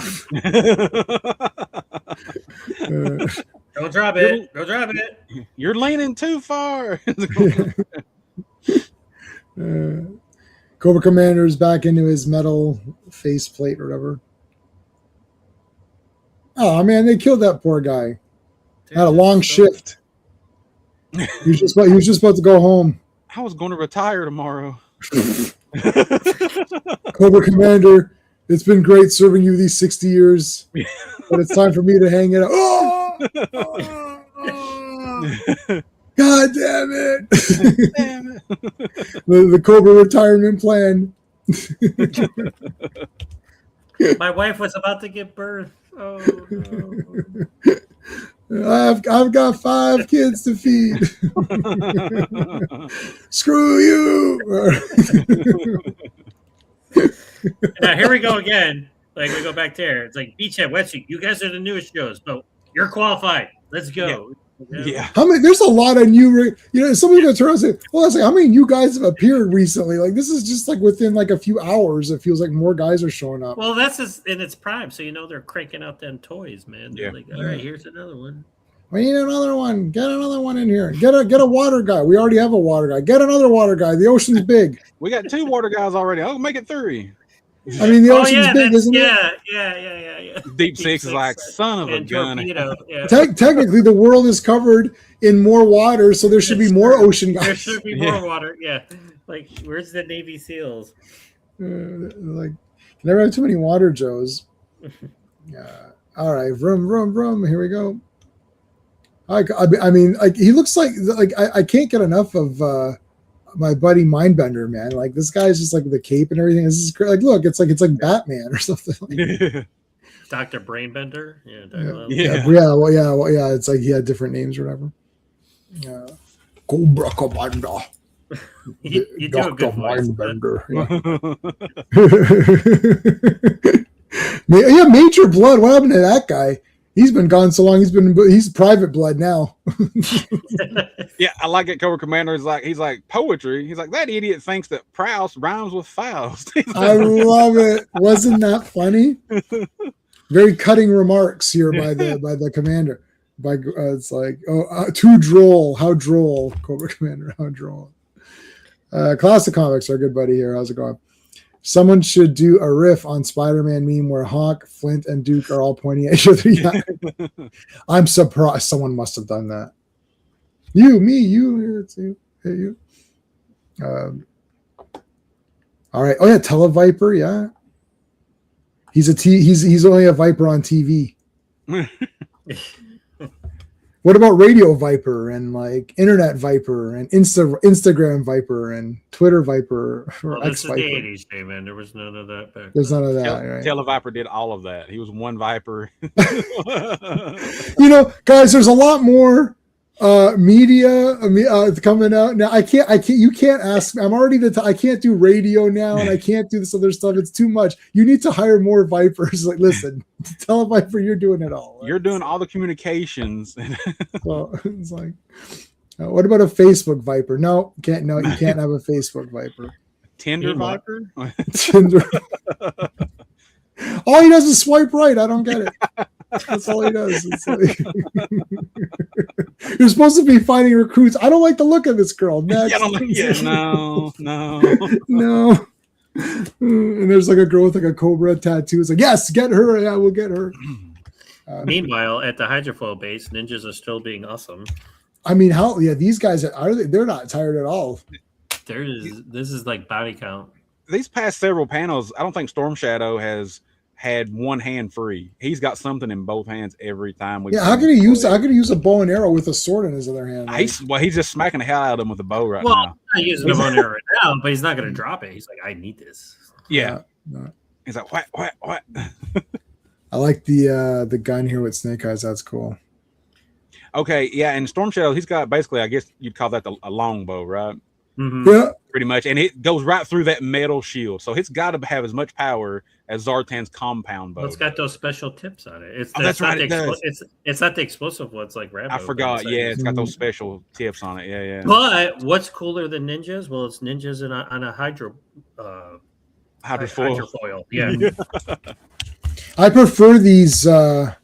Is this a composite bow or whatever? Like I prefer these bows to the other ones. It's like I was gonna do archery for a while there. I was like gonna book some courses and stuff because I like archery and I was learning all the techniques. Well, the compound bows are like the more high tech bows. Like, I don't like them as much because I don't know. I watch a lot of archery on TV on YouTube. Like I watch the archery channel on YouTube. It's pretty awesome.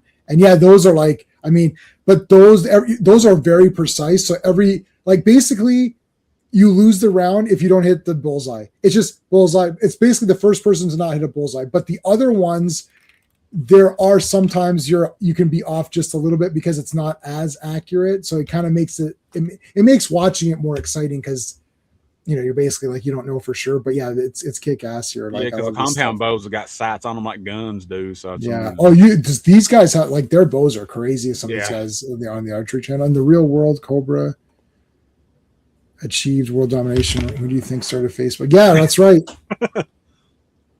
That's right. And yeah, this guy too. Who is this? Is this a Televiper? No, who is this guy? Eels. Yeah, I love these guys. So, those are the Cobra Eels. They're I had this as a kid. I thought it was awesome. I thought Cobra Eel was awesome. These guys were wicked. I think that's Cobra's first like underwater specialists, I believe. Yeah, it's like, what is it, Johnson? Cobra Commander, when are we going to get our own water-based guys? There's already 2 with the G.I. Joe team. We don't even have any. Fine. We'll call them the Cobra Slugs or something. Can we call Cobra Eel? Okay, Eel, whatever. Just pick, to go away. It's like, thanks, Cobra Commander. It's like, let's go away. Yeah, Mark Zartanberg. Can I create their uniforms? Whatever. Just get the fuck out of my own. Yeah, I don't care. Go bug the Televiper with this. Yeah, it's not my problem. Go ask Destro. He told me to ask you. Go ask Mindbender. No, he's like, no, go get Destro. He's the one that has a freaking armament company. It's like, you can fucking I'm sure Tomax and Zaymot would back me up, and the Tomax and Zaymot are like, who is this guy? That's why Destro has a problem with Mindbender right now, because Mindbender's starting to create things. He's like, wait a minute, I'm the armor guy. Why are you creating weapons and stuff now? Yeah, and he was paying for these too, right? Like Mindbender just making up shit as he goes along. Yeah, Destro's doing Mars, so it's his own company doing it. Yeah. But they did have the bats, so I guess they'll appear again later because we've only seen them one time so far. Yeah, hopefully. Okay, so wait, I haven't been looking at my notes though. No, there's just cool shit. Okay, Beachhead. They're fighting on the hydrofoil because the eels come on to their hydrofoil. Yeah, this is cool. And Beachhead and Hawk and them are like jumping off. The eels are pretty cool. They sneak up on Storm Shadow. Yeah, they do. They get some shots off, but then he's like, "I'm a ninja." So yeah, they're like, "Shh, we'll get behind him and then shoot him." But then they do the thing like a lot of them do. They scream, "Shoot him now!" Now, mow him down. Like now, I'd be like Barry, why did you say something? Now he fucking knows weird. Yeah, why you shouldn't have said anything. We were right behind them. It's like when the villain he has the gun on the hero and he just keeps talking. I'm like, why are you still fucking talking? Because I can't kill him. He's the hero. And then Snake Eyes here. I don't know if he's flipping on his own or if he got knocked out of the gunner seat here. It looks like he got knocked out of the gunner. Well, seat. He's flipping. Well, I mean, I think he turned it into something cool. And then you That's got what I think. Yeah, then you got the eels of Storm Shadow. Like, grab his hands. Hold on to his hands. I think he got knocked, but then he turned it into a move, right? Into a move, yeah. Ba, ba, ba, ba, ba, ba, ba, ba, ba, ba. Come on, let's go. I'll have the birds here. Holy shit, what's going on down there? That's the only thing. The cover has Beachhead driving, but here it's Wetsuit driving. It's just a technicality. That's all I'm saying. Oh yeah, here we go. Beachhead blowing the crap out of stuff. Like how he has a Shooting grease gun. That's just badass. It's like old school. Like That's like two hand. Did he? Were the weapons accurate to the toy? I don't remember. Like I don't remember what guns they had. Oh, I don't have The them out right Beachhead, now. It's closed. Yeah, I Like don't have my the Beachhead I vintage got Beachhead out. He's got a lot of cool shit. He's got like the big ass. It looks like a Dragunov sniper rifle. So I've got the same toy as that, but mine's on the card. Yeah, on the vintage I toy. think so. Let me see your. Oops, sorry. Let me see that toy, John. Is that Beachhead What's you're that? holding? Yeah, hang on. There you go. That version. Oh, I've got the one on the card. Yeah. Yeah. I got him too. He's over. He's over on my bed. I got the big the card stock bigger version, not the classified. Yeah, I think the vintage one he had. Let's see, he had a machine gun, which I think is Hang on a second. I'll go almost. grab him. I think it's accurate to what we see here. Of course, the backpack, and then he had then he had like a satchel that I guess might carry extra clips or whatever that came with the vintage toy. And what was cool about the backpack on the vintage one is it had like a crossbow molded. Yes, I remember. Molded into the backpack. That's what I've got too. Yeah. So he's got the classified one. I should have picked that. He doesn't have the grease gun per se, but it's kind of like a longer version of it. And then he's got the pistol's kind of awesome because it's got like a big ass sniper. It's got like a silencer. Yeah, that's cool. That is cool. Yeah, because the vintage. And he's got a crossbow, and he's got Now crossbow. He always had. I love crossbows. They're cool. Yeah. I think I've got the 25th anniversary. I think that one actually had a crossbow you could put in his hand, I believe. There's a cool underwater. Okay, I gotta tell you, Thunderball. Yeah, James Bond Thunderball. Mm-hmm. That's probably the best James Bond movie, or it's my second favorite. Sometimes it's my favorite, but I kind of like Majesty's the best. But I mean, Thunderball is just absolutely kick ass. And like the underwater battle with like the frogmen and stuff has to be the best underwater ever in any movie ever. Like when I watched that, I was absolutely blown away because I had only seen that in my adulthood. Like, when I'm in my 40s or whatever, I'd watched it and I was like, holy shit, this is incredible. Like there's not even a movie that's attempted to be as awesome as that. And this looks like the poster of that James Bond movie, which Thunderball is the best poster. But this is just awesome. I love underwater stuff. It's always cool. I'm gonna watch Thunderball this weekend. I think I gotta watch For Your Eyes Only again. But anyway, this is crazy. Like, but it's cool because like Storm Shadow's kick ass here, but it's like, how can we make Snake Eyes even more kick ass? Well, he's gonna fight sharks. Yeah. And I mean, the eels are actually doing some damage to Storm Shadow. They've cut him on his arms. They've cut him on his legs. They're actually holding their own against him a little bit. That's because there's two of them. Well, yeah. I think this is like my favorite, just one panel of this. Like I love underwater stuff. Yeah. Major Blood is the least Australian character ever. Okay. He writes poetry, but it's not about beer. Horses are Aussies, rules football. I never seen him throw shrimp on the Barbie or crack a.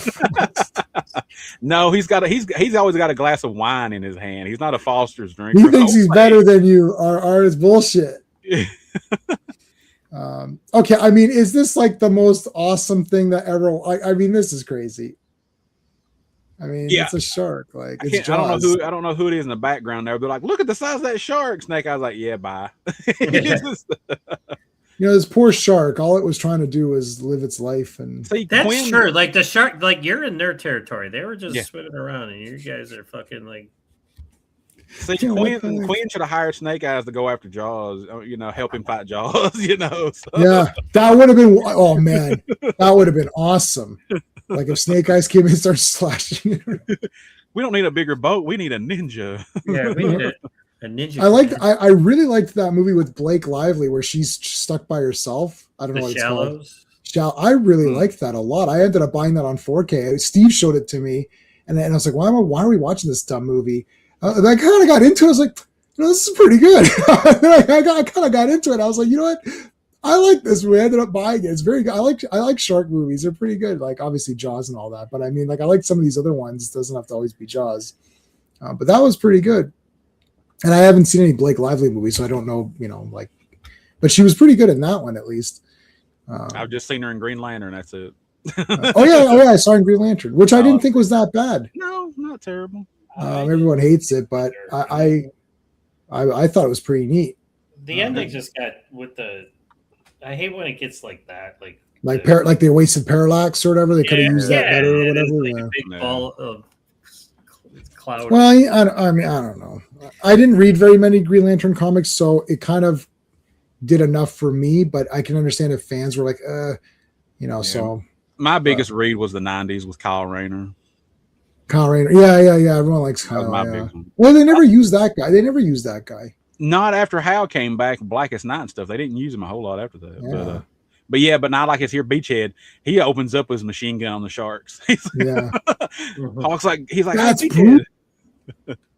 Oh my God, he's shooting the crap out of these guys. Now, Storm Shadow's like, you know what? F you. And now he's like, I'm gonna fight sharks. But now the eels have to team up with them. He's like, you got to fight these sharks with me. Yeah, and he says, yeah, even if you survive the sharks, you still have me to contend with. So the eels are like, we'll just get eaten. Well, you see the guy, yeah, they're done. They're like, nope. No. Hawk's trying to tell Snake Eyes, like, look, man, he can't fight all those sharks. He's gone. Yeah, he's dead and he's never coming back. He's there. Baroness, you bitch. I did not. I knew he died in the comics, but I did not know how he died in the comics. So, I mean, I'm like, Baroness, you bitch. I'm like, I'm not.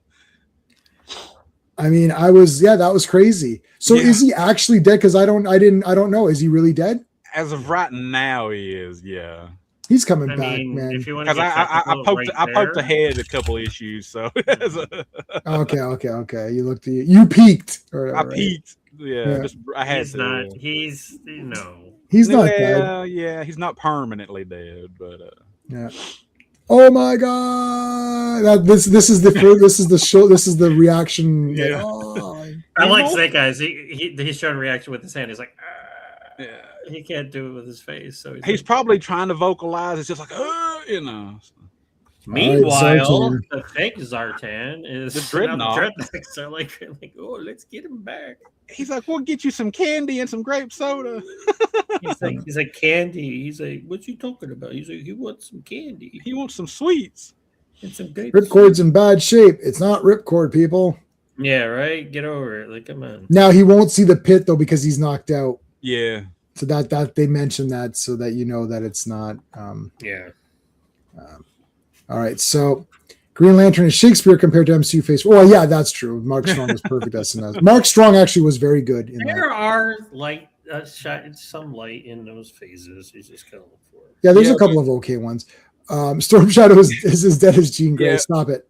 I don't know, RR. I don't know. I don't think he comes back and dies as many times as Jean has, though.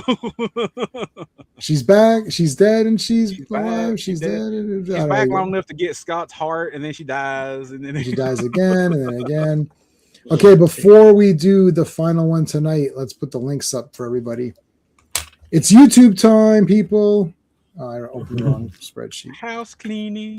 You gotta subscribe to everybody and all that other stuff. Do all of it. Do all the YouTube things.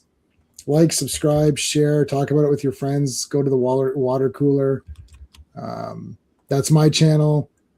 What do we got? Who else is here? Geeks with Beards is here. Let's do that. There's that one. Got Action Flicks. I'll give you the Action Flicks YouTube channel because that's you can subscribe right from here. And who else was here? Comix Asylum. And he's coming back. So there you go. So, okay. Dan, what have you got coming up on your podcast? Right now, we should be releasing our the death of Gwen Stacy episode should be coming out one day this week. Gwen Stacy died? No. What happened? Next week we'll be recording our episode that's got to do with Charlie's month of action for July that we're doing, and we're going to be covering a Superman comic. I don't know exactly what the story is, but it will be a Superman comic we're going to do because my co-host Sean picked it. So we'll be doing that next week, and after that, don't know. We kind of go on the seat of our pants there, kind of figure out what we're going to do. Okay. All right. Yeah, we're still continuing. You haven't. Whatever. Did I miss something here? Yeah, we're still going. We got one more issue. To cover. We're just doing some of the housekeeping. All right, John, what have you got coming up on your channel /site? I don't really have anything like that's coming out. I have stuff that's planned, but I mean, I really don't have anything right now.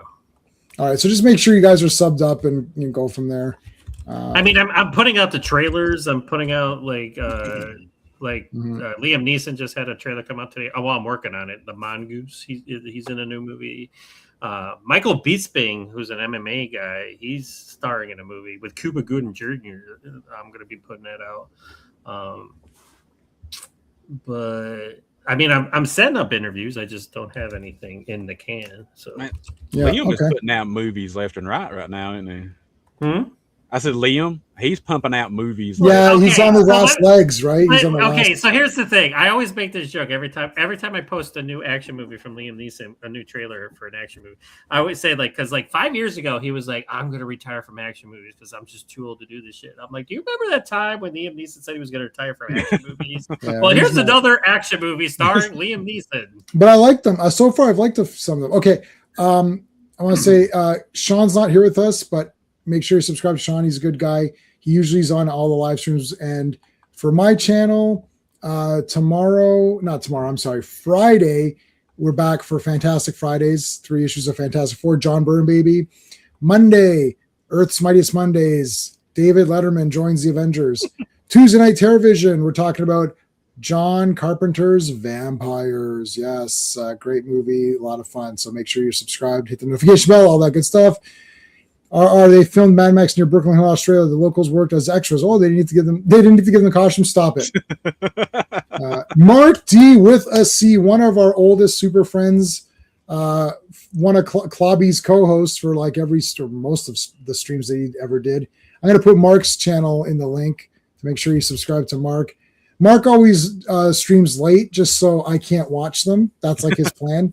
He's like, "Oh, when are you not available?" And then that's when he streams. It's like I'm always asleep, so I try to catch where I can. You're looking during some electronic projects. Okay, awesome. You're a big fan of Bisping. He and Scott Adkins need to team up. All right, then they could be Biz Atkins. Bisping's one of those guys. He hasn't been used correctly in movie. I mean, he's done the henchman thing. He's done bad guys. And this one, it looks like he's not a good guy. He's like a bad good guy. So that's kind of cool. Yeah, hold on a second. Oops. I'm trying to look. I don't remember where I've seen him. Where I've seen Michael Bisping. Yeah. He's a champion, MMA champ. Yeah. So maybe I recognize him from that. I mean, he's that guy that fights the hero, or he's the guy that he's always there. But yeah, this is kind of cool because it's called I don't know, Atlas King, the Atlas King or something like that. And he plays a fighter who goes in and tries to rip off a mob boss played by Cuba Gooding Jr. And there's karate and shooting in it, so it's wow. All right. Okay, final one tonight. G.I. Joe, Real American Hero, issue number 48, covers by Mike Zeck. The release date is March 11th, 1986. The cover shows June 86. Slaughter. Written by Larry Hama, penciled by Rod Wingham, inked by Andy Muschinsky, colors by George Russo's, letters by Joe Rosen, editors by Bob Harris and Don Daly. He's in Red Sonja. Yes. Okay, there you go. Thank you. All right. Was he in Red Sonja? He was Red Sonja. Oh yes, he was like one of those, like when she got put in the gladiator thing. He was, and he did get some moments to shine in that one. Okay. So, yes, Actually, I really enjoyed that Red Sonja movie. I thought it was pretty fun. Sean hated it, so we had a fight over it. I liked it a lot. But John also liked it. Yes, I mean, I'm not attached to the source material whatsoever, but I enjoyed this movie though. I thought the only problem is that it's made today. If it was made back then, we would have been more forgiving. But I think now the point that the other fellows were making is like they could have gone a little bit more heavier with a better battles and a bit more like, I understand they could have done that, but they didn't. I don't know what to tell you. I thought it was fine. I gave it like a 7 or something. It's fine. It's an okay movie. I like the girl. So, but they're not going to make any more now. And then at the end of it, she references Conan without saying Conan. Yeah, she doesn't say Conan. Yeah, but what I didn't like about it was like, because the guy's a total douchebag, but then he's like not, because like there's that whole character arc, but then they don't get the fight because I was just like, that's stupid. That's disappointing. Yeah. But then well, just real quick, because he brought it up. Like she mentions that at the end, and it's like, but there's not going to be a sequel, so it doesn't matter. They're not going to do Conan either, so it's just pointless. All right, Storm Shadow's dead as shit. So Storm. Say that. Listen, again, I mean, I know I'm always thinking about, but that's a nice ass right there. Like, that is, yes, that's America's ass right there. that's America's we I think we see more Baroness ass than we do any of the Joe ladies. Oh, she just. I love so Storm Shadows is dead as the Supergirl box office returns, and they're like, but hey, if you didn't like that movie, you had an agenda as to why you didn't like that movie. I'm like, no, it just wasn't a good movie. I'm sorry. Oh no, I never had that. I my agenda is to like it because I'm going to buy it no matter if I like it or not. So I definitely would rather like it. One guy's like, y'all need to take the pulls out of your asses and stuff like that. I'm like, I never had a pull up my ass. I'll tell you something right now.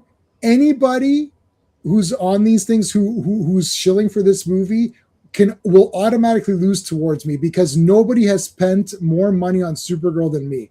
Boxes of comics, statues, posters, every Blu-ray, soundtrack for the old movie. Obviously the old movie. I got the limited silver slip edition numbered of the double three pack DVD. Like nobody's gonna beat me on Supergirl stuff. Not on Supergirl or Superman or Batman. Yeah.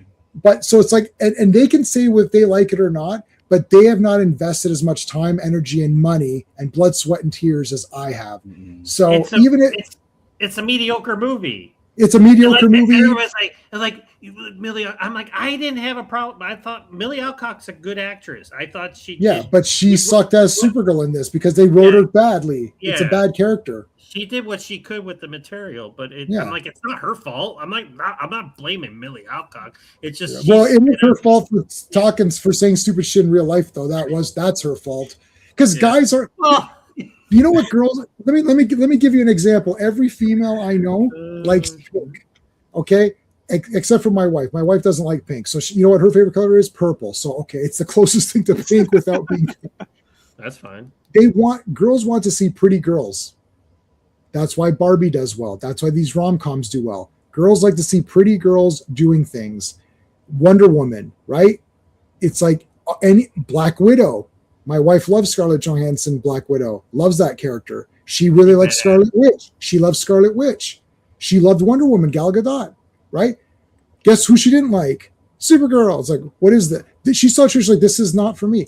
Right, because girls want to see attractive girls doing things. It's like, I'm not saying Millie Alcock's not attractive. It's like they're making her look not like my wife watched Supergirl, the show. Like you can still have the character look good and do stuff. It's like, oh, she's all beat up. I know, but nobody's interested in that. Oh, our buddy Steve is back on. Hey, in the car? Oh. Yeah, it's all good. I'm not moving, so it's all good. How you guys doing? Mobile Steve. Storm Shadow's dead. He's as dead as Supergirl's box office returns. Yes. No. And like Destro gives Baron a shade too. He's like, yeah, you killed an unarmed man, but whatever. He's like, all right, so there's this is Snake Eyes in his Gacy outfit. Yeah, Scarlett tells him, she's like, "Hey man, fix your mask. It's showing around the neck." It's riding up a little It's bit. Leatherface or whatever. He's Leatherface. Oh my god, I didn't realize he really is Leatherface. And she's basically like, "Hey, quit being a Debbie Downer. Let's go love a little bit." Yeah, she's like, you gotta Yeah, it's live like- for love. Can't she be a little bit more sympathetic here? I mean, come on. Does he have to keep the mask on though? Yeah, probably. I think Probably. so. Okay. Or he Every can put a time bag he- over his head. Every time he takes it off, somebody passes out or pukes. So.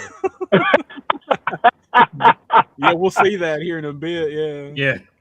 Okay, so Doc finds out something's the matter. But Zartan has turned into Snake Eyes and punched him in the head. It wasn't my or- glasses. What? Oh. Then he turns back.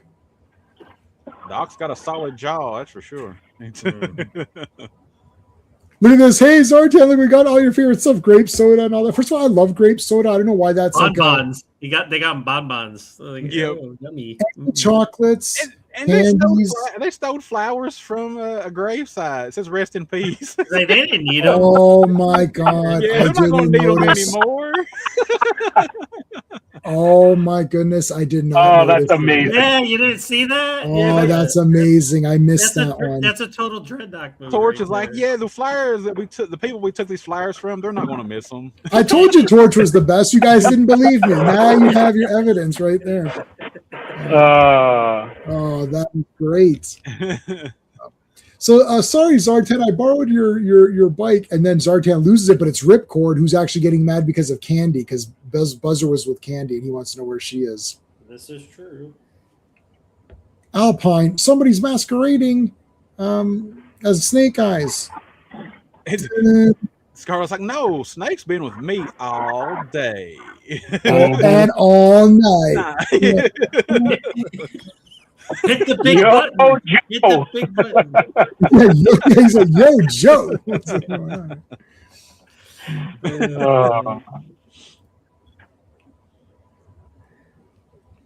We'll talk about it. We're gonna talk about that after, because I know yeah. And she's like, yeah, yeah. Plus, he was in his combat fatigue. She's like, he was in his dress, tan. Yeah, he was Leatherface outfit. He was in his Leatherface outfit. I like how Zartan's hanging out there as Snake Eyes. They're all like talking about it, and he's like, yeah, he peers his head around the corner. He's like, what? "Whoop." Oh shit. He's like, I Yeah, can't go this there, way. yeah, see? Snake Eyes is an imposter. Whoops. He's like, whoops. and then he becomes went that way. Tripwire. And once again, Tripwire trips. Oh, bless him. Well, they make him trip. But... He's like, huh, what? Wait a minute, there's two tripwires, damn it. This one's the are in real one. These papers are in alphabetical order, damn it. Now I gotta stick them back. They're all over the place. So now they do say that Zartan, just to remember, he doesn't know the pit location because he was knocked out when they brought him. Keep that in mind. Yeah. Oh no, not the bedpan attack. It's Steve Austin, Vince McMahon. Steve Austin, Vince McMahon. I literally thought of that right away. And I like here too, because previously with Ripcord, he didn't have the eye paint or whatever, but in this issue they drew the eye paint on and make him look more like Zartan. Yeah. I'm like, okay. So Zartan painted his face too. He's like, okay, we're gonna Maybe the Dreadnoks painted it for him. maybe he's missing something. He doesn't look right. Yeah, so that they just think he's mad because he stole his bike or whatever, but Yeah. or his vehicle, yeah. Yes. And Buzzer's like, we gotta get him out of here and get him back home before Cobra Commander finds out he's gone crazy. Oh, here we go. New guy on the block. I could tell as soon as I saw the hat and the boots, I was like, I know who this is. Okay, does this guy here that works for Cobra, does he not look like Senator Kelly from X-Men? Yes, I thought. Yeah. He's just a like- douchebag. It's Yeah, like, he is just a or like douchebag. Rick or Yeah, he something. does. Yeah. Yeah, he's a total guy, Rick. Quick, hurry up. Put your shoes on. There's no time. Put your shoes on. Whoa, look at that. Look, oh my God, they ripped off his face. That's crazy. And Roadblock's the one's like, yeah, that's the real Snake Eyes. Yeah, you've never seen that, have you? Well, now you've been initiated. Okay, thank you. Quick six, like, oh no. There's these two cops. As our Is Laurel that and the Hardy same guy. Are those different cops? I think they're the same guys, I believe. Because it's It's like another Vulcan chubby Skull. guy with another skinny guy. It's like Yeah, it's Yeah, Vulcan man. Skull. Yeah. All right, so our buzzer, of course, always has his gun saw or whatever that is. We got to find this intruder. Let's go. Now we got 2 docs here in a minute. Out of the theater reaction, he saw the Odyssey. He can tell us what he thinks in a few minutes after this was over.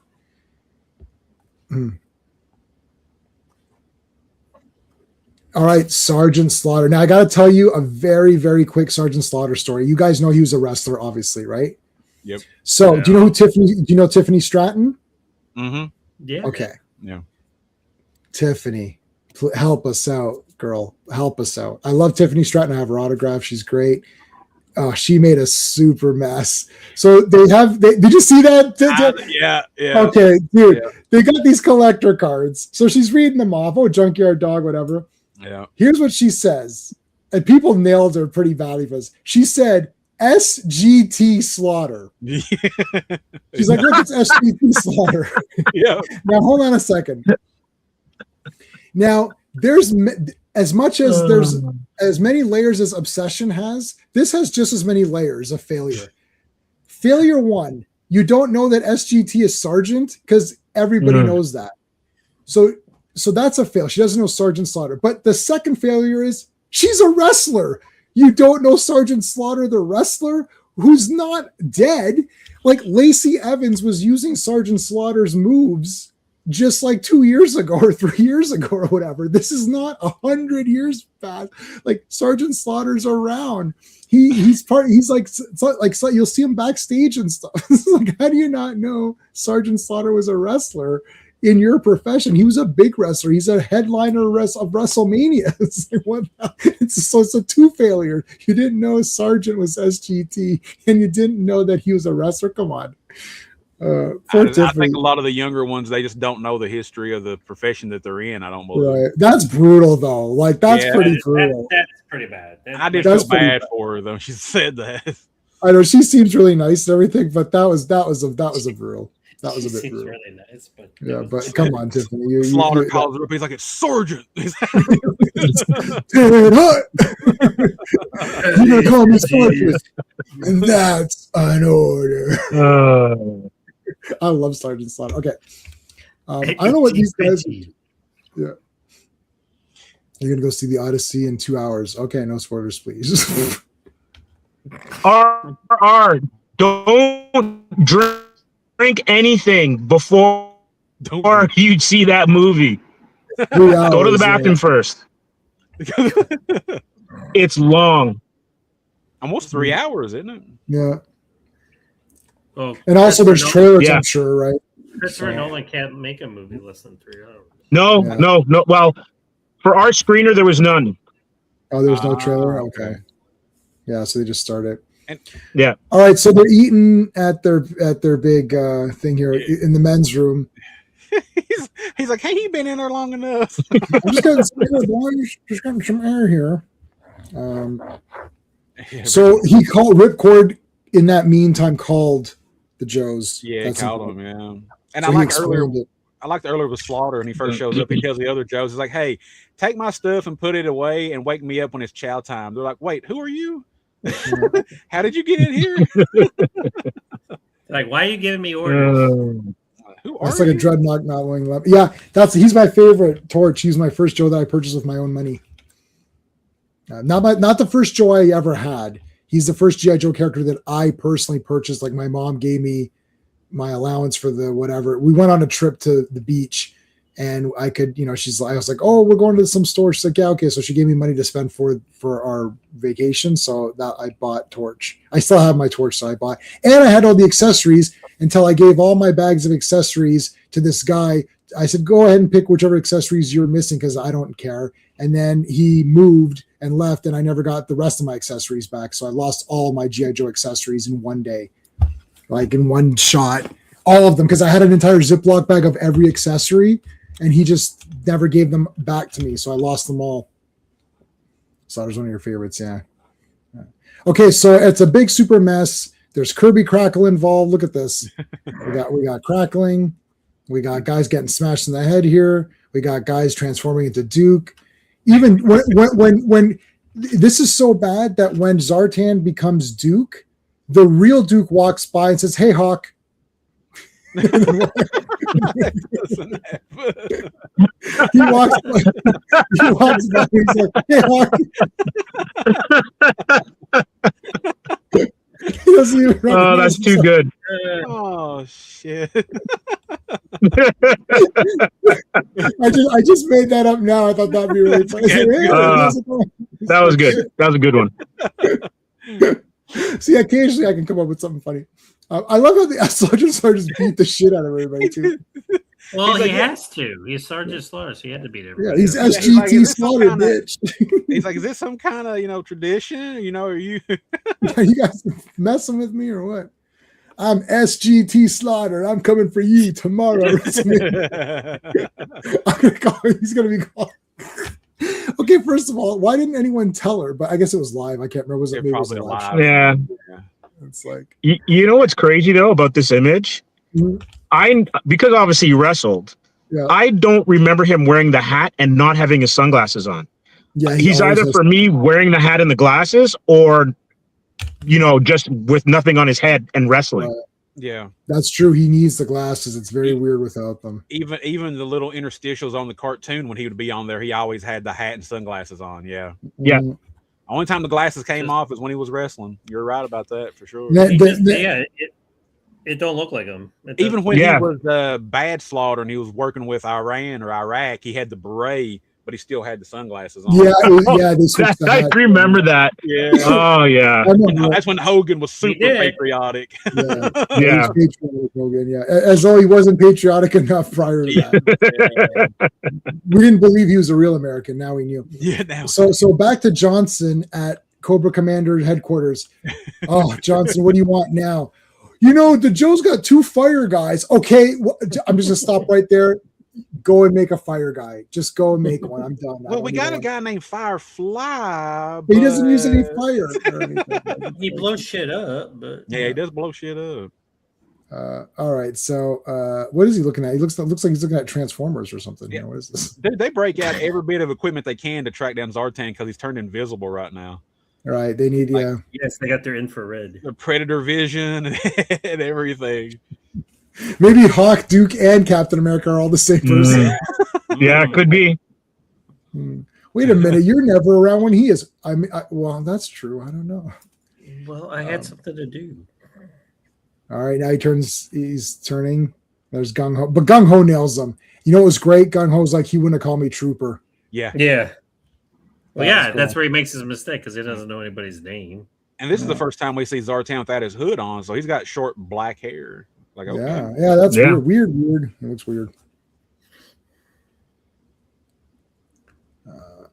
Let's go, everybody. The motor pool. Let's go. Yeah, there's quick kick. They all get in their vehicles. Like, okay, it's time to promote the vehicles again. Ooh, there we go. Duke's like, where's everybody at? And he's like, Sergeant Slaughter took charge. Yeah. Oh, here comes Zartan. And Zartan tells Gung Ho because Gung Ho's surprised that he got up from his head. He's like, well, my strength is a little inhuman. I'm like, what? So now there's 2 of them. There's 2 Gung Ho's, and Sergeant Slaughter just punches one out. And he's like, how'd you know which one it was? He's like, I didn't. I just punched one out. Yeah, he had 50-50 chance. You have chosen. Quick Kick's like, I'm impressed. He's like, damn straight. There's the hexagon. I mean, pentagon. Can we get? It's like, what is it now, Johnson? Well, there's a pentagon. I was thinking, if we're better, we should. No, go away. We've got a round terradrome. That's we want an octagon. Oh, yeah. We want an octagon. Yeah. Well, those are popular now because of MMA, so you may build one of those. Gung Ho is awesome even today. Yeah, I was gonna say back in the day, was it not awesome now? This is a good line of dialogue here. Yes, sir. Reporting as ordered. I have. It's like your predecessor, General Austin, rarely appeared before this particular committee. Do you have any idea what we do? I have an inkling, sir. Educate. You're the jugglers. When the politicians tell you to throw away troops in a fight they don't want to win, you decide how many and who. Your job is to bear bad news and take the blame.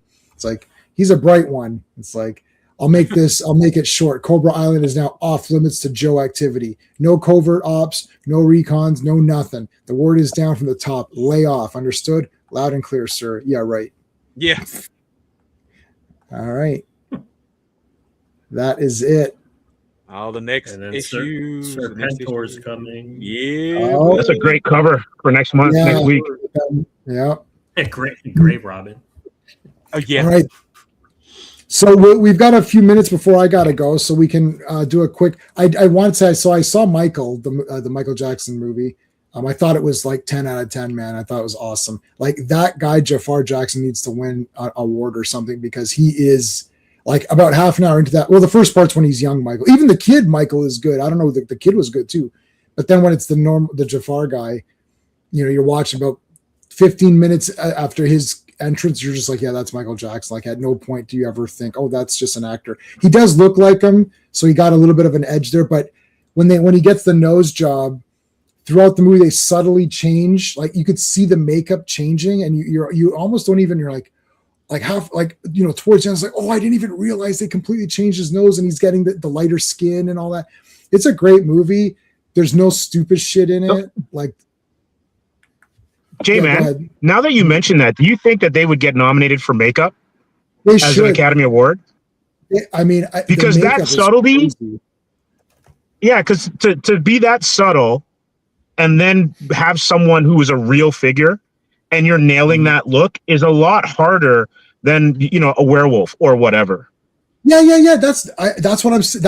I'm glad you said that. That's exactly what I was talking. My wife and I were talking. I was like, shit, this is crazy. Like, this guy, and Michael Jackson is not an easy person to do, especially even when they're doing the moves. Dude, they do Thriller and they're doing Beat It and all that. You're like, holy shit. It's like, it's exact, man. Like, the guys, like, they're wearing their exact clothing, which is you can get, yes, but like, it's crazy. I don't know any of these other.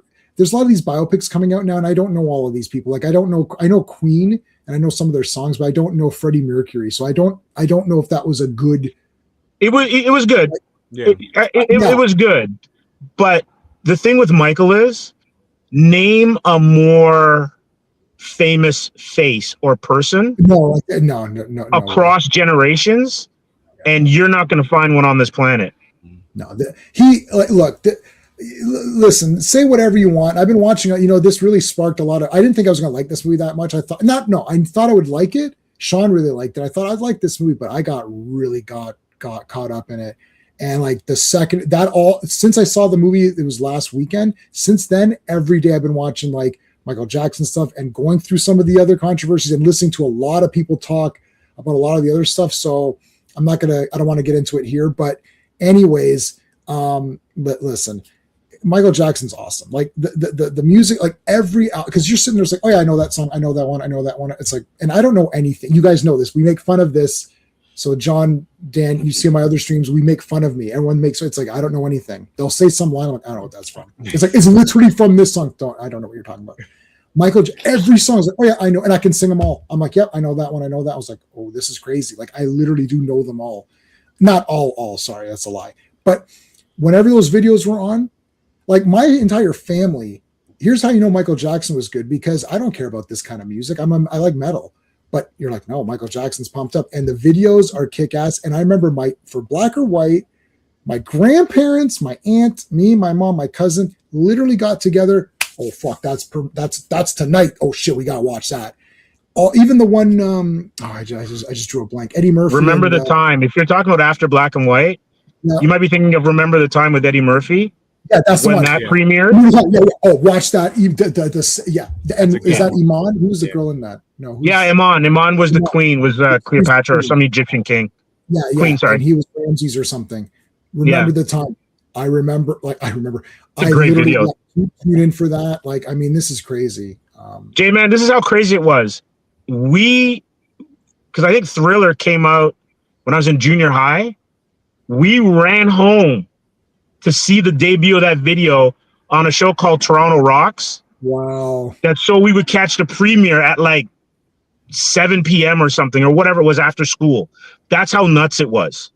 No, and I mean, Thriller is crazy. I want to thank you, RR, for the $2. Did the microwave stop when you got enough? Ha ha ha! Don't stop till you get it. Okay, that's a Stella star right there. You got to give him a he for that one. How about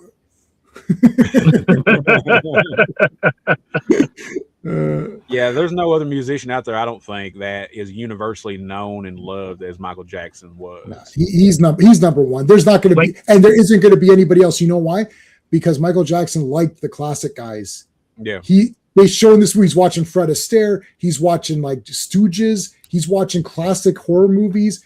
He liked all of these classic things. So he's learning from the best guys, like, and to pioneer stuff. He's like, I love Charlie Chaplin, and he's talking about Charlie Chaplin. It's like, these are the pioneers of stuff. And see, what I liked about this movie, just to real quick too, is that I only knew the broad strokes of it. Like, I'm like, oh yeah, the hair got caught on fire. I remember that. Like, I remember only the broad strokes of it, not the more detailed bits. So when they start filling in, you're like, oh, I didn't know that. Like, he gave all that money to the burn hospital thing. I was like, I didn't know that.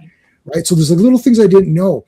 But you're watching, it's like he would go not backstage, like in the sound stage thing, and like learn. Like the guy's showing him, he's like, okay, here's how you manipulate the voice. Here's how you can mix this thing. He's like, oh, he's not just going and singing. Here's what these guys are doing now. They go and they sing their little songs, and then they do the little videos, and they shake their little butts or whatever it is, and they look, they're all hot, or the guys are cool, good looking. They do their thing, and then they fuck off. Michael Jackson is there day and night, learning every intricacy of everything there's. I saw This Is It in the theater. They did that This Is It. I have it on DVD, the documentary or whatever it was. He's crazy. You know what he did? When did This Is It come? I don't know. Somebody can check in the whatever. When This Is It came out, my wife and I went to go see it in the theater. And after that movie, and since that died, I was like, he did this in the movie where they're just setting up the thing, and he's like, well, Michael's like, we gotta do this. And I'm like, well, I don't understand. What do you want? And then he literally held up the album. And he's like, I want this. I was like, yes. I was like, that's it. And he's like, this is what he goes. The guy went and purchased this album, and then he's coming to the show, and this is what I fucking want him to hear. This. I don't want this version of it where you've messed up something or the lighting's off. He's like, I want this to happen. And I was like, yes, that is what I want. Like, dude, I mean, I don't care about the person, the behind the scenes. The guy's performing in like crazy stuff. Everything's a mini movie.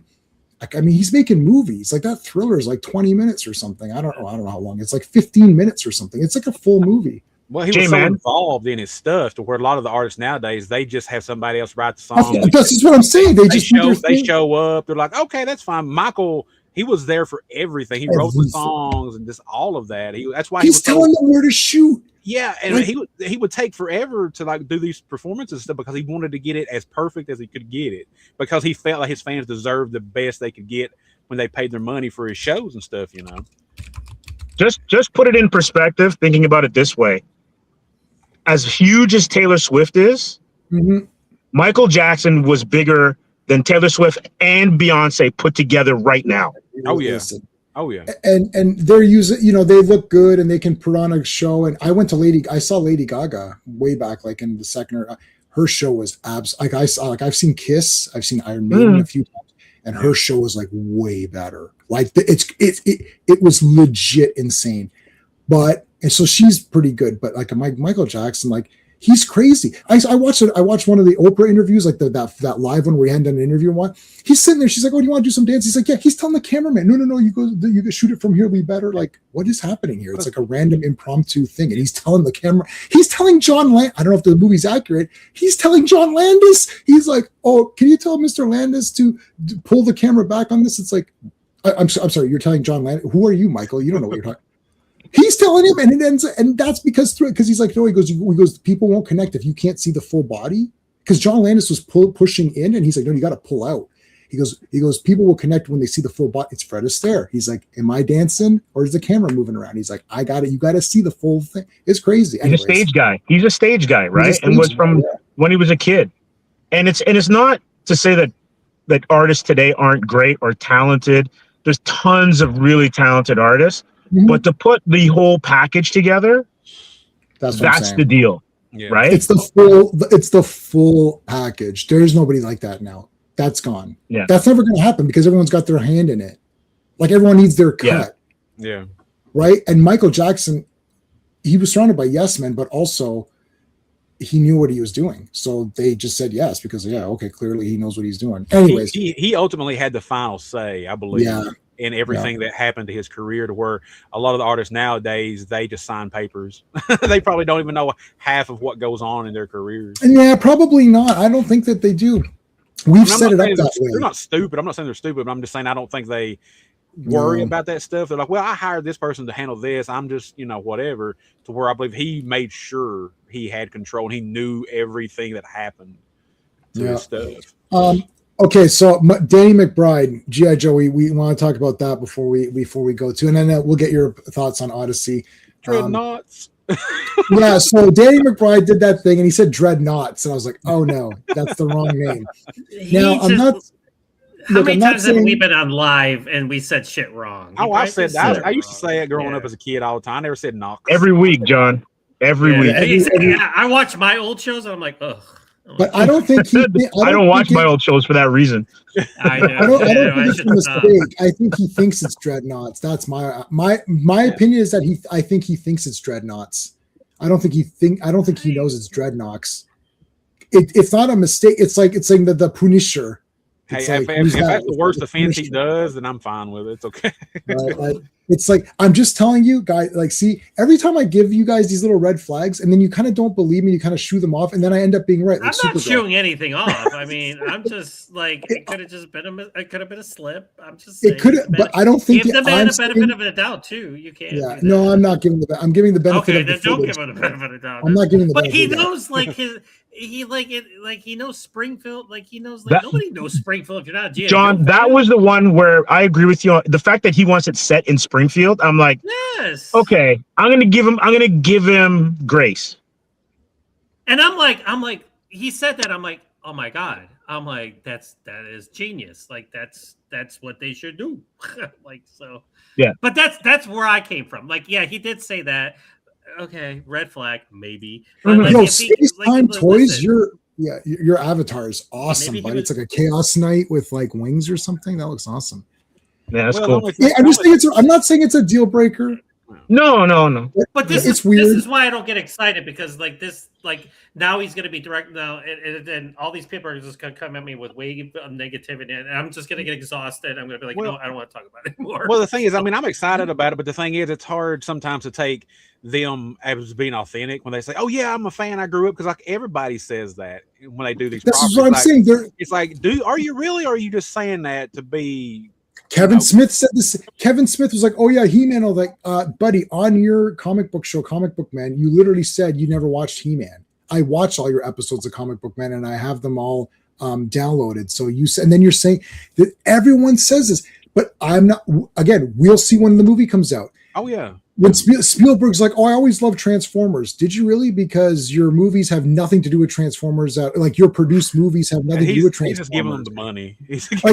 like Travis Knight. So let's look at Travis Knight. Travis Knight did like He-Man because he put He-Manisms. Whether you like the He-Man movie or not, put that to the side for a second. There was many He-Manisms in the He-Man movie.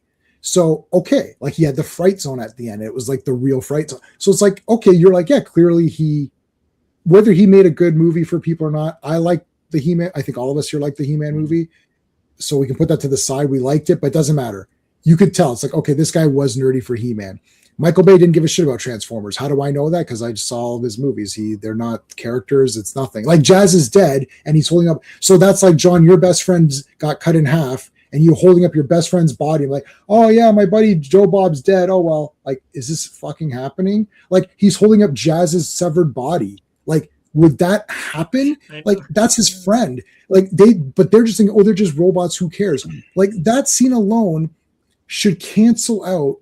It's like I know Supergirl's not as bad as I'm making it sound, but the fact that she murders someone in cold blood cancels out the whole movie for me. That's like the short circuit that cancels your power. It's like it's over. How do you want me to reevaluate? Well, it was pretty good till she cold-bloodedly murdered someone who's helpless. Like, what are you talking about? The ending is what you're left with. Same with Transformers. He's holding up his dead body. I'm like, the guy's holding up his friend's dead body. This is so weird. Like, it means that it's a fundamental FU to the property. They don't care at all. He made an action movie and it was kind of cool, kind of fights, but he didn't give a rat's ass crap about any of those characters. We saw the movie. So I'm just saying it's a red flag. Now, I'm not saying the G.I. Joe movie is going to be bad. It might be really good. I'm going to see it. I'm going to buy it. I want it to be good because I'm going to buy it whether it's good or bad. Just like Supergirl, it's a bad movie, but I'm going to buy it. Can I give my opinion for a second? Yeah, go for it. So here's what I'm saying, because the treatment it sounds like he wrote is exactly how they should do it. They don't have to spend $300 million on this movie. It'll be a smaller movie. It'll be grounded, hopefully practical. I mean, that would be awesome. There's going to be a select group. Like, listen, we know Duke's going to be it, and all you fucking people they're going to bitch about. Listen, Duke is just going to be in every fucking iteration of G.I. Joe from now until the end of time. That you just got to move on from that. It's not that bad of a character. No, I love Duke. No, I think, and me plus too. Duke in the Energon universe is fucking badass. Yeah, but they can ground it. They can make it simpler. They can, like, them in Springfield, and, like, you know, it could be like one of those types of movies, like where they're like they stumble upon it type of thing, and, like, you know, they're like transporting something, or like they're coming through and they're like, wait, John, like the Americans, right? Yes. If you treat it where it's like the Americans, but it's G.I. Joe, yes, it's got potential. It does. And when he was talking about it, I'm like, he does know G.I. Joe. So I'm like, did he say Dreadnoughts? Yes.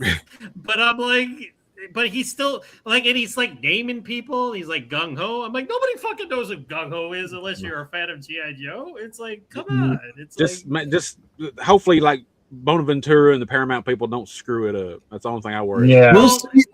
I get nervous when someone's saying I'm a big fan. They say something wrong. I'm just saying it's a little bit nervous. Yeah. Well, they also need to get Larry Hama involved. They need to get Larry Hama involved. Like, I mean, and like, yeah, I forgave Larry for saying that the Snake Eyes movie was gonna be illegit. I'm like, Larry, that was not a legit. I don't know what you were doing on there. But see, Larry Hama knows G.I. Joe more than anybody. And they got him to say, because it's just all talking point. I did do a video saying don't listen to people because they say whatever they got to say to get their, like, what's his face? James Cameron's like, oh, this Terminator movie is great and all that. It's like, and that was Dark Fate, and that's like one of the worst movies ever made. So, like, just put Snake Eyes in it and make them badass.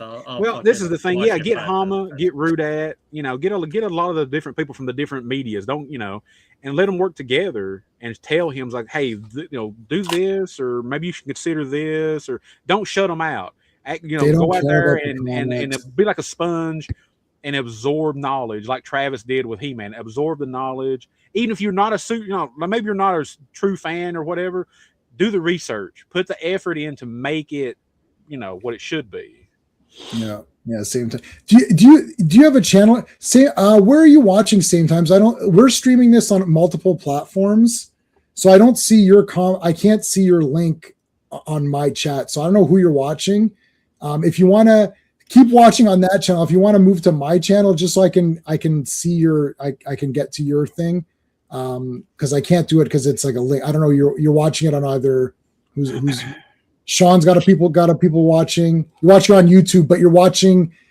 There's 4 channels that streaming this at the same time, and I can only control my channel because you guys have not made me admins on your channels. I don't know who, but you're not admins on mine, so I got you back. I'd asked earlier on the chat, you know, about what was it, Citizen Vigilante movie. I haven't seen it or anything. Oh, I gotta watch that for sure. Just the trailers, and I seen somebody on YouTube.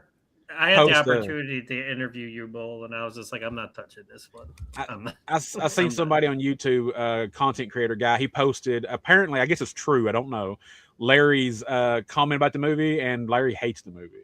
And he was, I guess, politically wise, he doesn't like it. I don't know. There's a lot of subcontext in it, and it's like there's a lot of things that like Armie Hammer is now coming out and saying, like, this is the movie I shot. This is, oh my god, I didn't want this to be the movie, my comeback movie.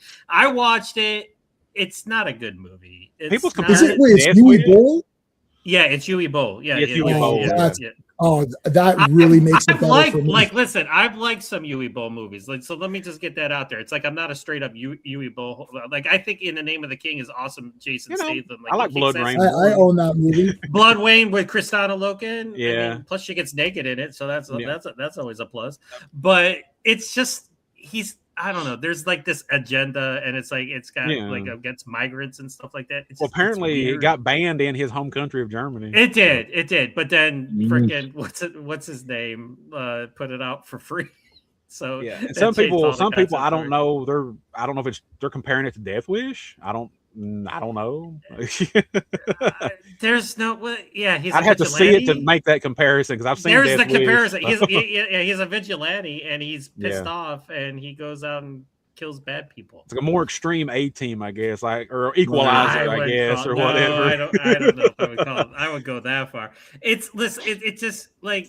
And it's got like Kostas Mandylor in it, which I love. I mean, there's good people. I met Kostas Mandylor. And then it's like I didn't straight up hate it, but then it was just like the actions, like there is action, but it's not. Don't expect like this wall-to-wall action movie. Yeah. But like he's killing cops and stuff like that. It's definitely going to be polarizing from what I've read people say about it and stuff like that. If there's going to be some weird agenda, then I'm not going to watch it. My agenda is I want action. Well, it's kind of covering like what's going on in Europe, what's immigration and how all that stuff or and Yui Boll has his opinions, and he's not afraid to put them in his movies. If you get past that, it's kind of like it's like another filmmaker that I was attached to at one time, and he just got too off kilter for me.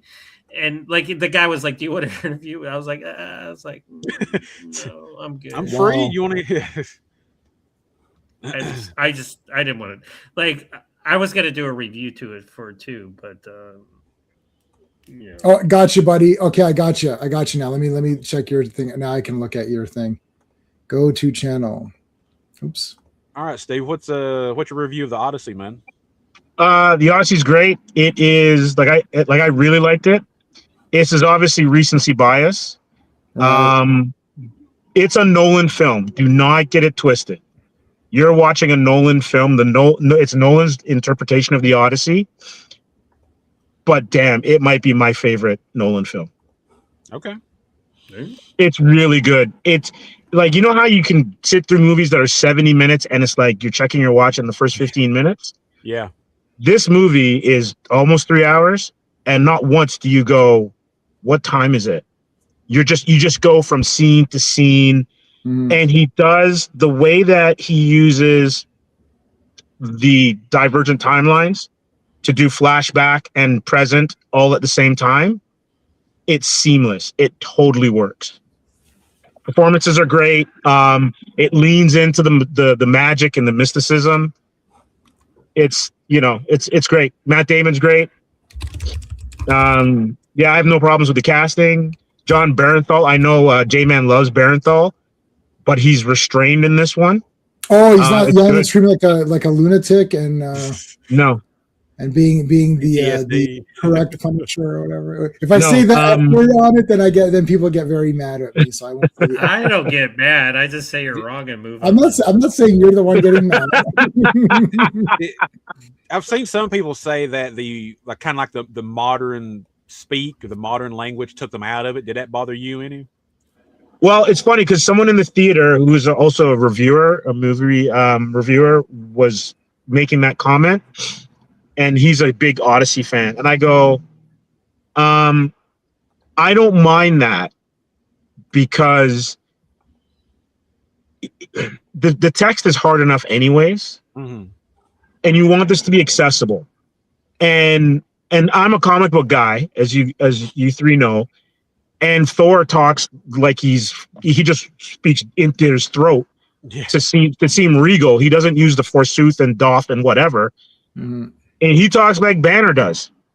And it doesn't really make a difference. No. So if you really want that stuff, there's a lot of Shakespeare and a lot of other versions that you could go watch. But if you're going to be there for 3 hours and you're going to be fighting through that kind of, I guess, fidelity to the text, that's a big ask to then also want it to make money. Yeah, right. This thing is sold out. So just because I was bored, I was like, let's see how sold out it really is. like, so my theater now, there's not very many theaters that'll play 70 millimeter IMAX. So mine, the one that we saw, the Garbage Supergirl movie, and that's where I always go. That one does 70 millimeter IMAX. So I looked, 11 p.m. sold out. It's like, dude, sold out. That means 11, 12, 1, 2. You're coming out at 2 in the morning. Yep. There's This late thing people. is sold Late out. people love them. Yeah. So it doesn't matter.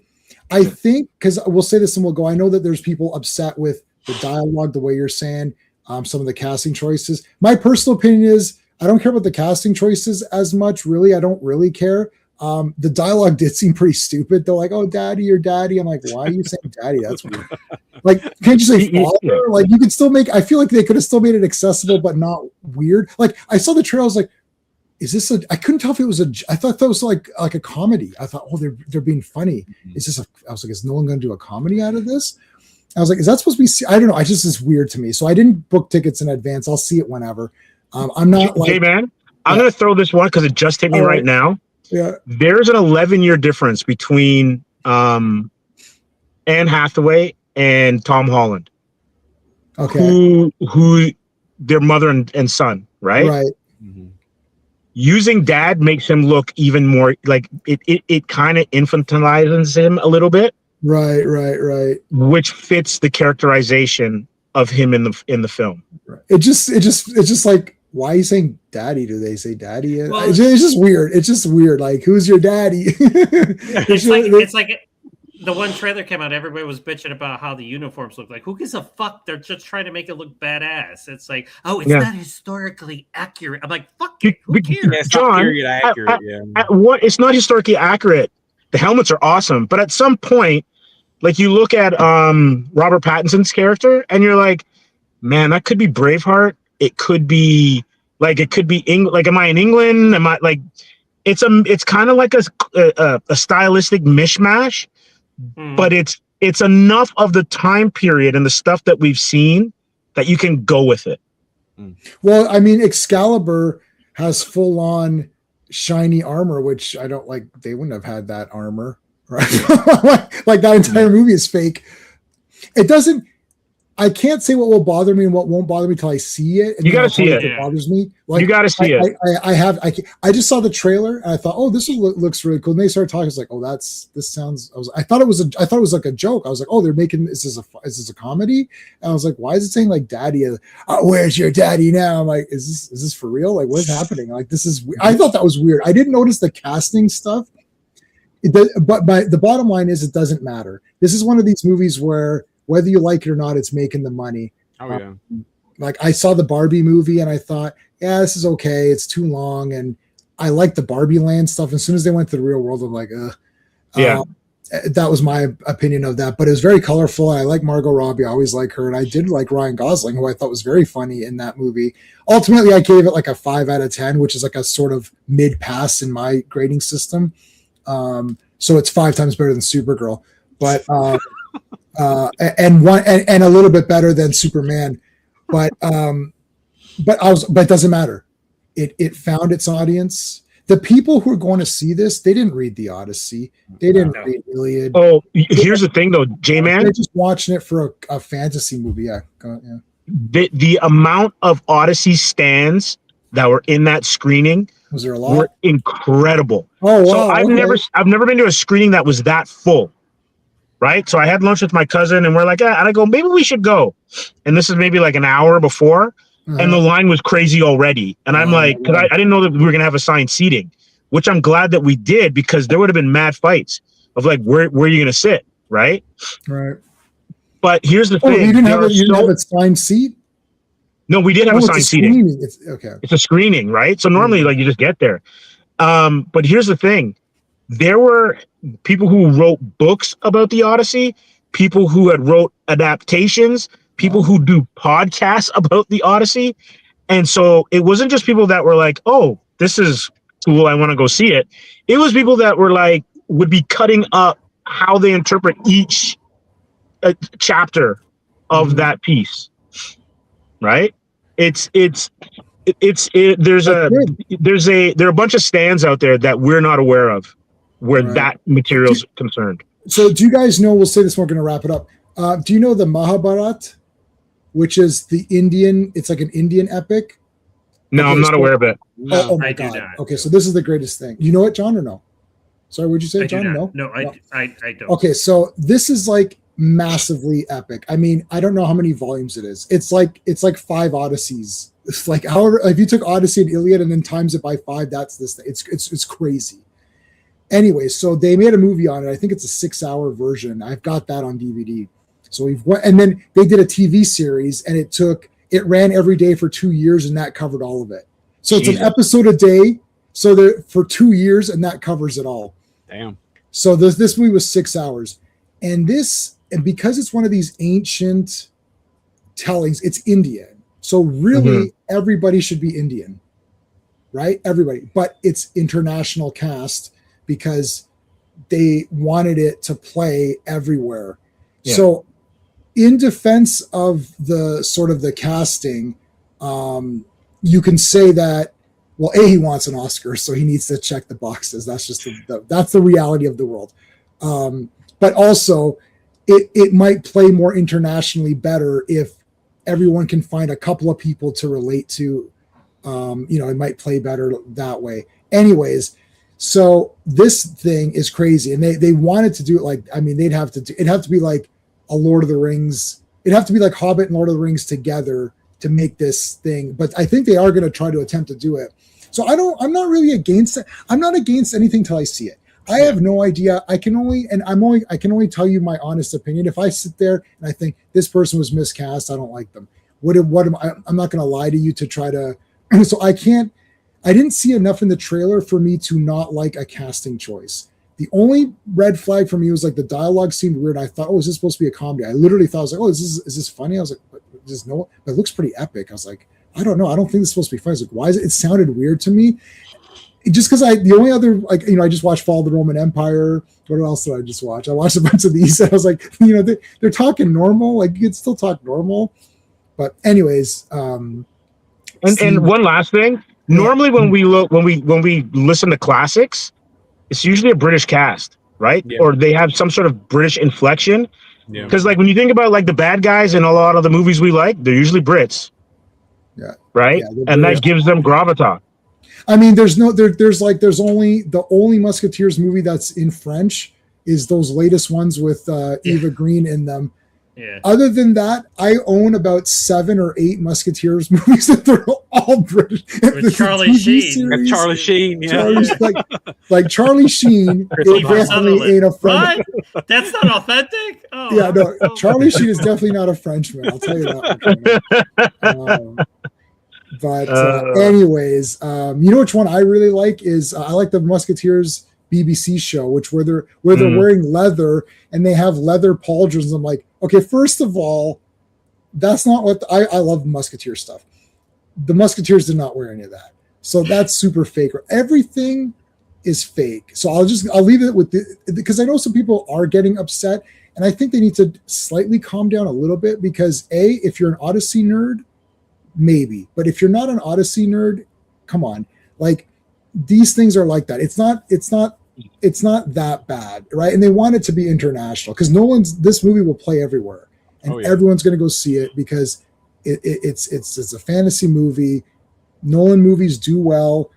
People are going to go. It's sold out. So I think this is one of these. There's no like Snow White was brutal. Okay, they didn't even have dwarves. They had tall people. They were like, "Where's the dwarves?" Well, we can't have dwarves because that's bad. What? But they're dwarves. So that's a fight that we needed to fight because that was stupid. This Odyssey, I don't think you need to fight this one. It's like you're going to lose anyways because it's going to make the money. It doesn't matter what it is. It's sold out all of this week and almost all of next week. Like we're talking like full. Like there's a seat. I mean, you can sit like this and watch it like that. Right? I love that. It's Nolan. He's got his built-in base anyway. So I mean, you're not gonna. It's a fight you're not gonna win for something that you truly don't believe in. Yeah. I also believe in don't fight fights that you don't believe in. I didn't fight against Snow White because I don't care about Snow White. It's like, it sucks. Okay, cool. Like I don't care about Cinderella, Snow White, Lion King, Moana, which looks absolutely horrendously shit, by the way, but it looks stupid. I don't care. It's getting panned. Yeah, It's getting panned. Rock looks stupid. there's no sense in that. Rock is a badass guy. I watched him from wrestling. So did Dan. He's a badass guy. Why is he such a loser in this movie? At least make him look cool. Anyway, I don't care. But I didn't make any videos on it because I literally do not care. If you screw up G.I. Joe, Danny McBride, I'm coming for you, and that's an order. No, Danny McBride, don't screw up G.I. Joe, and that's an order. All right, guys, thanks for joining us. I'm going to go now. Bye. Hey friends, you've just been listening to J-Man, and he is the smartest person who ever lived. So make sure you like and subscribe.